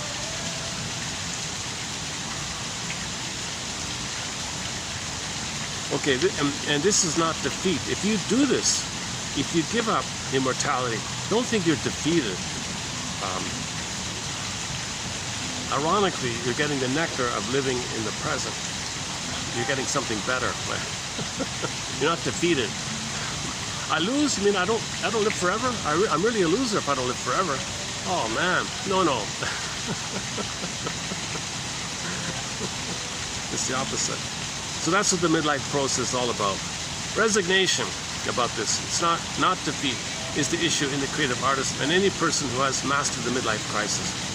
The answers, adaptive and creative, to the dilemmas of middle age involve a necessary relinquishment of one's fantasies of immortality, omnipotence, grandiosity, etc. Okay, so one guy has the top 5 here. Lifton's top 5 expressions of immortality. Okay, through your children. Okay, in the ever after stuff. Your artistic work or scientific discoveries, or even psychology, like Mr. Freud or something like that. Or you identify. Oh, the star zone. You identify with the star. Have a star named after you. or things. Or you go to the disco something thing, and everyone's spaced out in a trance. You go to the trance stuff. It can be positive and negative. So you can go to nature is okay, or there's the self-harm kind of thing, or just feeling one with nature kind of thing.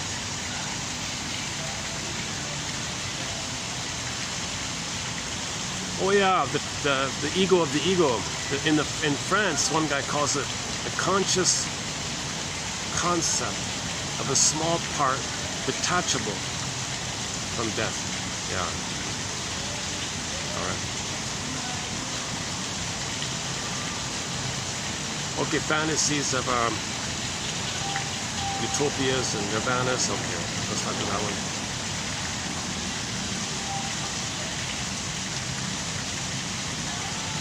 Okay, and there's a flipped version of this. So there's a flipped version of this. The trauma can be the idealized good stuff, but if it's way too pain, then your immortality is the destruction as an expression of the cry for love. So anger is a cry for love. So these fantasies as a cry, that's one thing. But if that's too pain and you're too angry about it, then your fantasies come in destructive fantasies. So he talked about all these old nihilistic philosophers with negative attitudes, and they want their words as revenge fantasies on the world, and they think they live forever in their anger, which is a cry for love.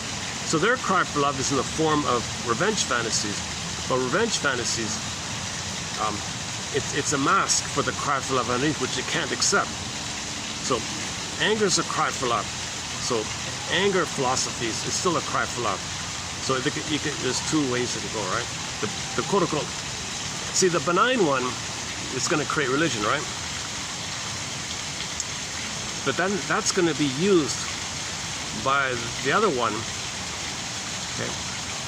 So religion is a Trojan horse for pillage and plunder, right? So the positive ones who want forever after is your religion. The ones with the negative philosophies co-opt that as a Trojan horse or a tool for their agenda of revenge fantasies, because their form of love is destruction. Destruction is a cry for love. The source point of this is they were too abused as a baby. So they reached for the nipple and they were really abused. All they got is rage now. So the rage and the philosophies that come about it is the cry for love. Rage is a cry for mother's love.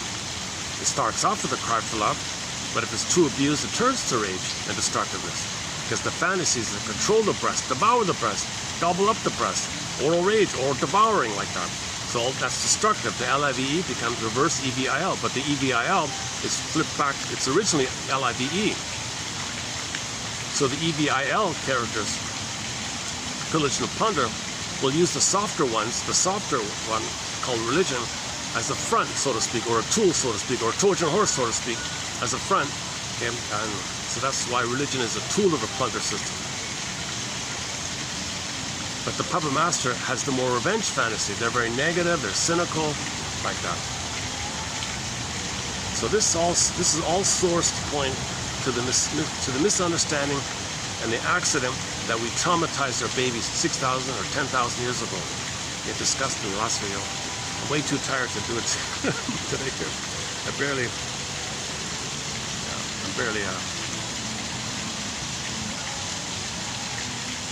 If I'm feeling, it's funny about if I'm feeling refreshed, and a 5-hour video could be 1 hour, but if I'm feeling kind of fatigued like this, it drags on like this. This video is only 2 hours, right? Oh, the baker one. Okay,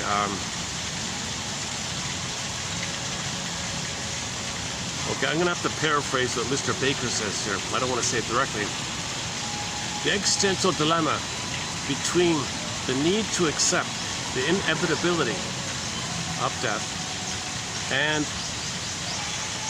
the unconscious ideas of immortality is particularly acute, especially acute, to any baby who had a severe traumatic relationship with the mother. Then those fantasies of immortality, grandiosity is very acute if there was no loving bond with the mother. The bond was so disturbed, then it's like that. So anybody who didn't form any kind of stable relationship in any kind of positive way with the mother, okay, then they're really stuck there. And if they're really stuck there, then they really gotta believe in immortality, permanent utopias and stuff like that, that they're perfect and special and chosen, all these kind of things. So the more trauma there, the more they gotta believe that. The more trauma, the harder it is to face that kind of fear and anger. Now, Janoff says he had one case of somebody like this. It's in his books. An example of this kind of severe trauma is discussed by Ronald Goldman on YouTube. I don't want to talk about it here. Ronald Goldman. That's a very severe, shocking trauma where the baby's bleeding and screaming for 30 minutes and the mother dies her instinct and the baby's return. The bond is severely broken. The basic trust is severely, violently broken with that barbaric procedure. So that then those who receive that, wherever, just in general, right? They're gonna be very dependent on fantasies of grandiosity, narcissism, live forever. Whether they cloak it or say it directly, they're really invested there, because that trauma keeps you frozen there, like you're stunned there, you're hypnotized there, you're in a trance there, you're in a disassociative hypnotic trance that early on. So the ego splits. The trauma ego is very strong, puppet master, and it tells the conscious ego to provide cover. Limp blarmy to duplicity. And in a variation of this called the bully personality pattern, you see, they act like the aggressor, find somebody to play them, but they voice themselves as the victim while they're being the aggressor. Because there's no time. Because the no time is the trauma is in during the fusion time. If the baby and the mother are one, most in particular, up in the first 5 months, most in particular, 5 months, 4 to 5 months, the symbiotic time. The symbiotic stage is 4 to 5 months. Most in particular, if that trauma takes place before 5 months, let's say, okay, you're gonna have this issue. You're gonna have the bully pattern, the covert, passive-aggressive bully pattern called Iago pattern, Iagoism. You're gonna have these kind of characters if the trauma is before 18 months. So if mothers abuse the babies before that time, there's a chance for this kind of thing. Oh, hold on a second.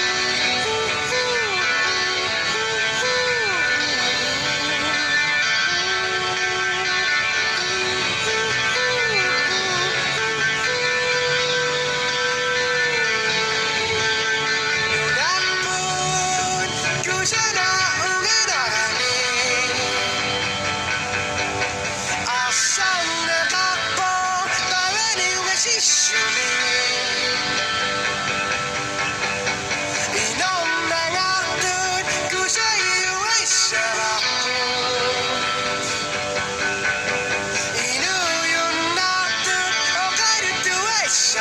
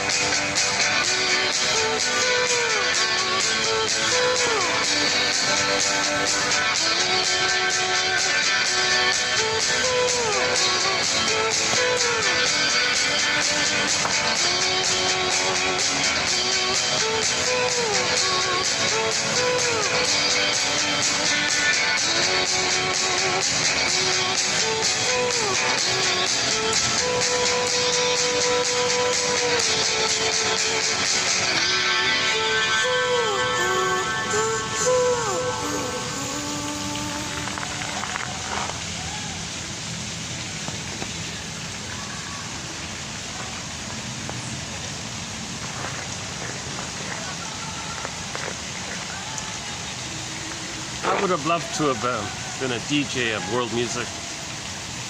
Zana Zane, I played a lot of Zana Zane. I played this guy as well, yeah. My goodness. Oh, there it is again, Whitney Houston. Okay, so that's it for 3113, yeah. Okay, so 3113, today's well, I'm doing these in preview mode, so we're doing 80 below, but 31, 13, 14, 15, 16, and 17, those are going to be the 5 on immortality. So the ones below, yeah, what do we have for today below? 3180, right? What's below here? Oh yeah, here's a good one. The world is a kind of spiritual kindergarten.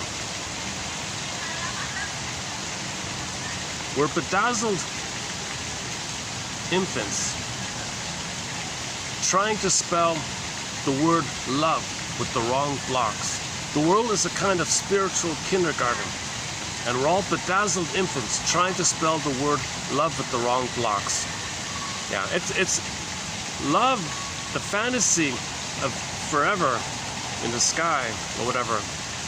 That's the wrong block. You're not loving in the present if you're caught up with your grandiosity, which is so special, and you can't get out of your trauma where you're tied to the mother, unresolved with the mother, and that's a defense against admitting a mother hurt you by fantasizing a perfect blissful union with the mother, a perfect blissful forever union with the mother. You still have the hope for mother, you still have the hope for utopia, nirvana, you still have this kind of forever kind of hope in some form or another. So if you still have the hope for mother in the past, you're not really loving the present. Because you're battling with the mother, waiting for mother, and that's a mother complex, right? So this is the nectar of immortality fantasy versus the sweet nectar of love in the present. The world is a kind of spiritual kindergarten, and we're all bedazzled infants trying to spell the word love with the wrong blocks.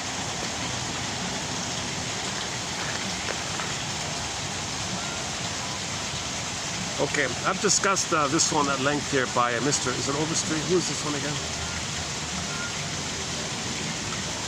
Actually, this is the religious one, isn't it? Overstreet. Another good one from Overstreet. It's not Overstreet. Overstreet found a very good quote from 100 years ago on prejudice. One guy's summary of prejudice is, quote, "You're apt to be down on what you're not up on. You're apt to be down on what you're not up on, knowledgeable of," right? So fear the unknown, right? Something you're not familiar with. Yeah. Some little thing, some trifle, right? You're not from different language, they speak different language. I don't understand those words, unknown. I'm not up on it, I don't know that language. The reason you're going to be down on it is because that unknown is going to trigger the original incredible unknown, where mother failed you and betrayed you and you made a monster out of her by your rage of her turning in on yourself. It's going to trigger that monster of the id. And when you're feeling the monster of the id, okay, you have this irrational fear of some person with a different language based on the timelessness of this unresolved infinite battle with this. So prejudice is eternal, like in that sense, if you don't. So prejudice is timeless. Prejudice is code for timelessness. Prejudice is code for trauma. Okay? So you're apt to be down on what you're not up on. So the fear of unknown idea is something unknown to you from your community. Oh, something new. I don't know that one. Okay, trigger. Bing, bing, bing, bing, bing, bing. Pavlovian dog. Pavlovian's dog. It's going to trigger the original unknown. Now you're feeling the antecedent. Now you're feeling the original unknown where mother was a stranger to you. But from the baby's point of view, the mother being a stranger to the baby, from the baby's point of view, she's a violent, vicious monster, wicked queen. Very scary, very threatening. When you're enraged, you're terrified of this. Right? So somebody in the present, a little unknown, you're impulsively thinking, oh, dangerous this, dangerous that. That is your prejudice. That's one theory on prejudice. You're apt to be down on what you're not. And that guy quoted that over 200 years ago, whatever. I can't even find the original of it. The only reference is by Overstreet in his book from 1920. He quoted the guy, but I can't find the original. I searched around for it. So luckily, there's one reference to this line, saved by Overstreet, and luckily his book managed to get digitized. Man, oh man, a lot of good stuff is being lost. So I'm trying to do my bit to save excellent quotes like that one there. And even this first one's by Diderot. Yeah, the first one was by the famous guy Diderot. The world, oh, not Diderot. Who is it? Whoever. Oh, okay, I forgot. Whoever said this. The world is a kind of spiritual kindergarten. We're all bedazzled infants trying to spell the word love with the wrong blocks.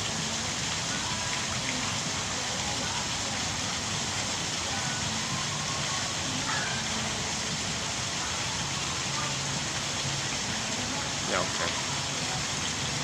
Okay, now I'll leave this for your reference, 3180. I'm too tired today. I'm going to probably wrap it up here for today.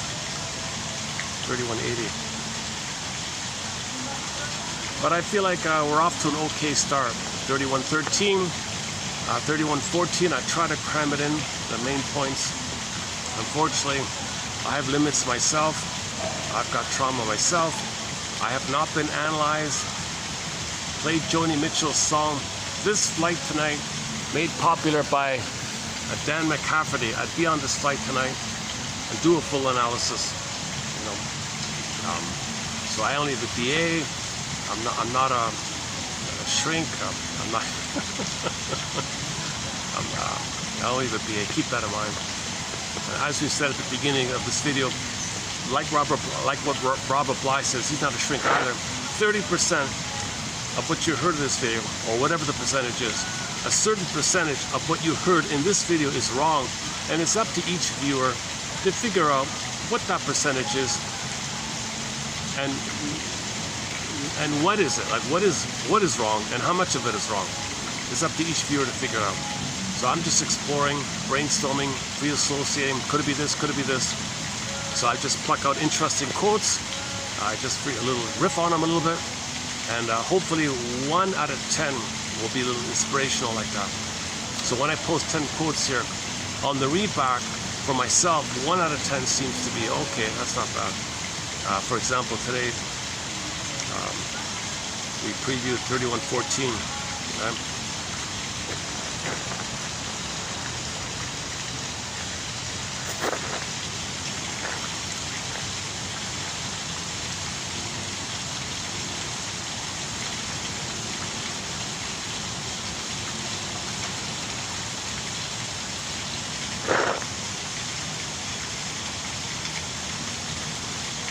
They're all okay. Yeah, they're all okay. There's no special favorite one that stands out. They're all okay.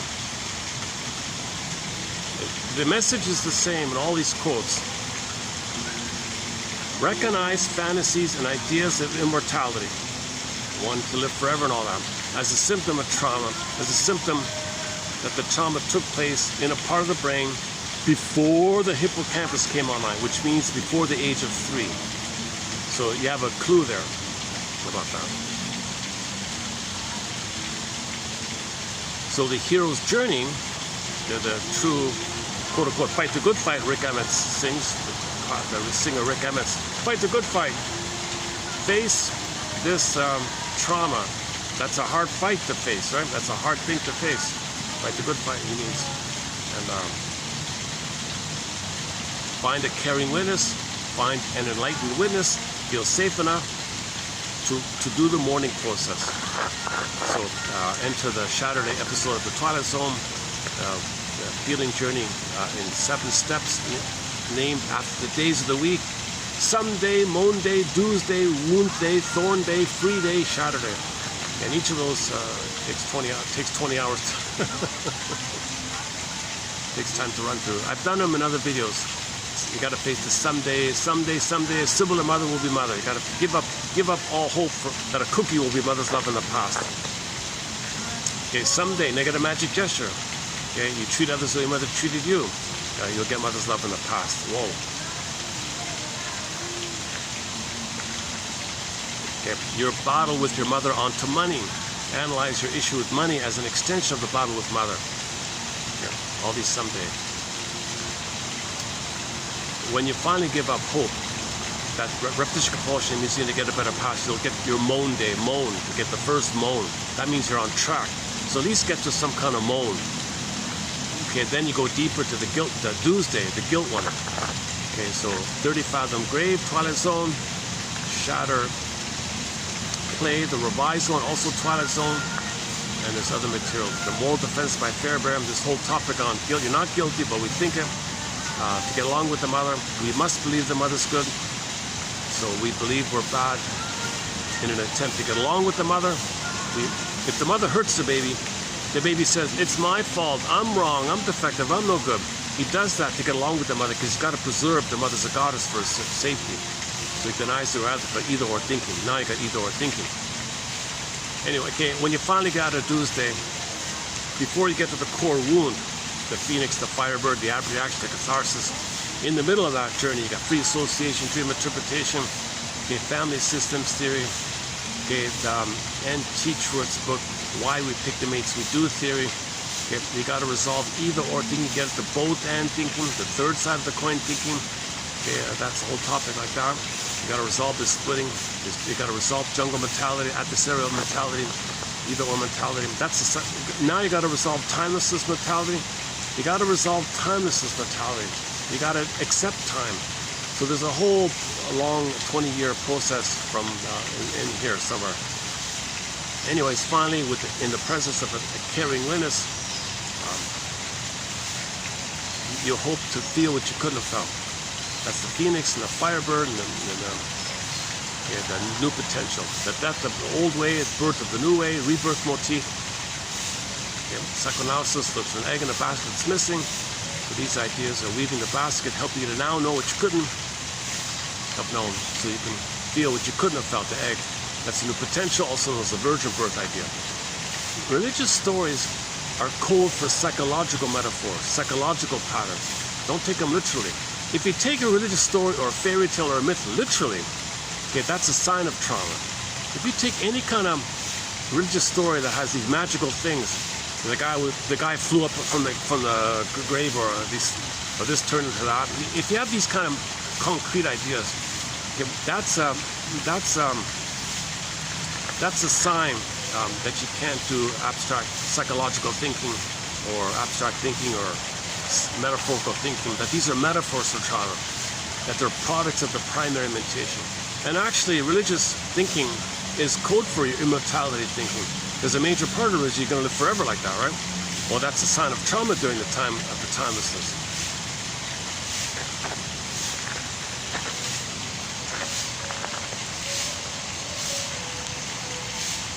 I want to give Grosstein credit for that theory about the bully. He's got a thing called the Minotaur personality. So the guy in the fairy tale, the guy looked into the Minotaur's face, it was his face. So the outer reflection of the inner state is what I tried to say before. Okay. At the same time, on another level, at the same time, no time, so same time, on different levels. Okay. He's the aggressor, others are the victim. He's got to find someone to play him. Okay. So others, identity diffusion, that's him. He projected his soul onto him and believes he's that victim. While he believes the other is his victimhood, okay, he's aggressing against it, and he speaks. The aggressor speaks the victim's voice, and as he's the aggressor, he speaks the victim's voice. See, that's the fusion of the self and other fusion, the trauma like that. That's the bully personality, right? They hurt others and say they're the victim. Look at me, like that. And there's a huge campaign to enforce this narcissism because it preserves the timelessness, it preserves the trauma, it preserves the bond with the mother, it preserves the hope that one day, mother will love the baby. So all your energy is to bombard this, sell this campaign like that. You can kind of see that, right?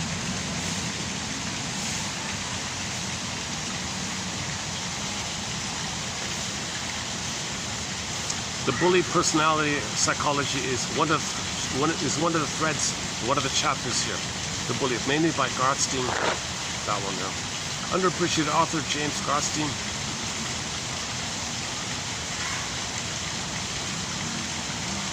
So I'm calling it a fusion between identification with the aggressor, identity diffusion, at the same, his thing about levels like that, the repetition compulsion,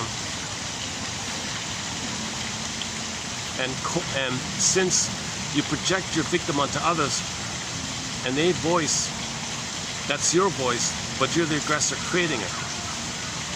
Right? So you're in this negative loop where you gotta hurt others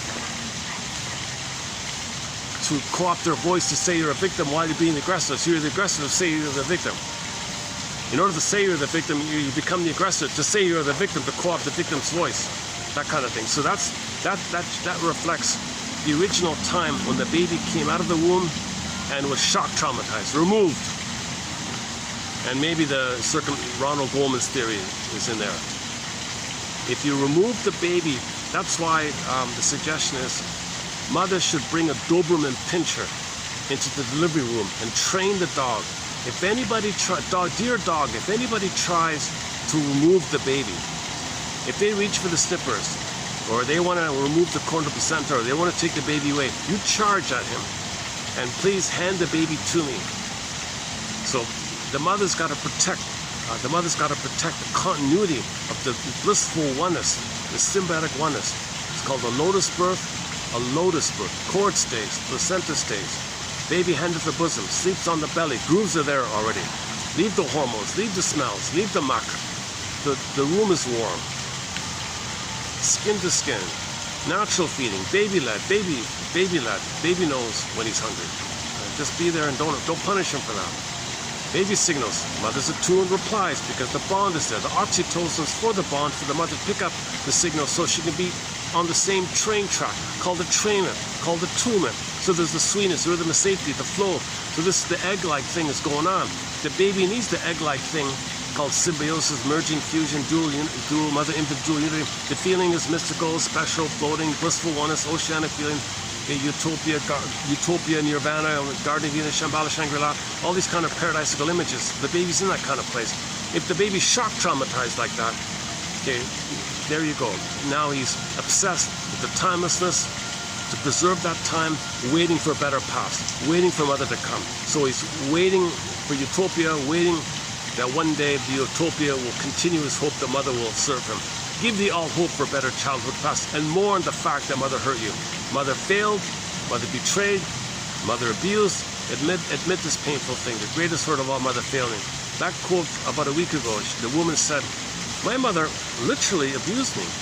I was a little baby and she actually abused me. I can't believe it. And she was crying like crazy when it really sunk in that the mother was viciously mean to the daughter, because the mother had an oral rage to get mother to feed her and turn to the baby a symbolic mother. So she's attacking the baby, psychotically thinking the baby's her breast in the pastime, operating from the puppet. Remember, the unconscious ego drives and the conscious ego provides cover. So she gives herself excuses while unconsciously the unconscious is at work treating her own baby like the missing breast mother who's refusing, and the mother's enraged at the baby, trying to control, devour, possess like this. And so the daughter, being a victim of this, is abused by this. She grew up and said, I can't believe my mother would do this. Was she so psychotic to do this? She was unconsciously being psychotic, but the everyday ego provides cover, so no one's aware of it like that. The ego of the ego, they call it.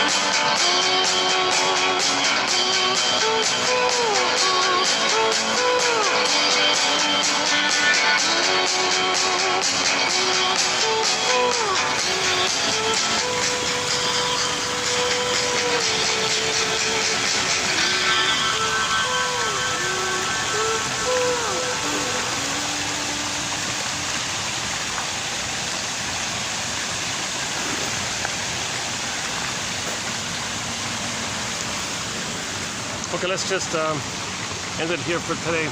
Submitted for your approval and consideration, should you choose to accept it, is to look up the quotes in 3113 14, 15, 16, 17, right? 13, 14, 15, 16, those 5. Go to those 5 and read all the quotes in those 5 pages and see if you can wrestle with, grapple with fantasies of immortality, accept mortality, and find the nectar of love in the present. Okay. And we'll see you in 21. May the psycholytic spirit be with you, and I'll see you in the next video. Thanks very much. Take care.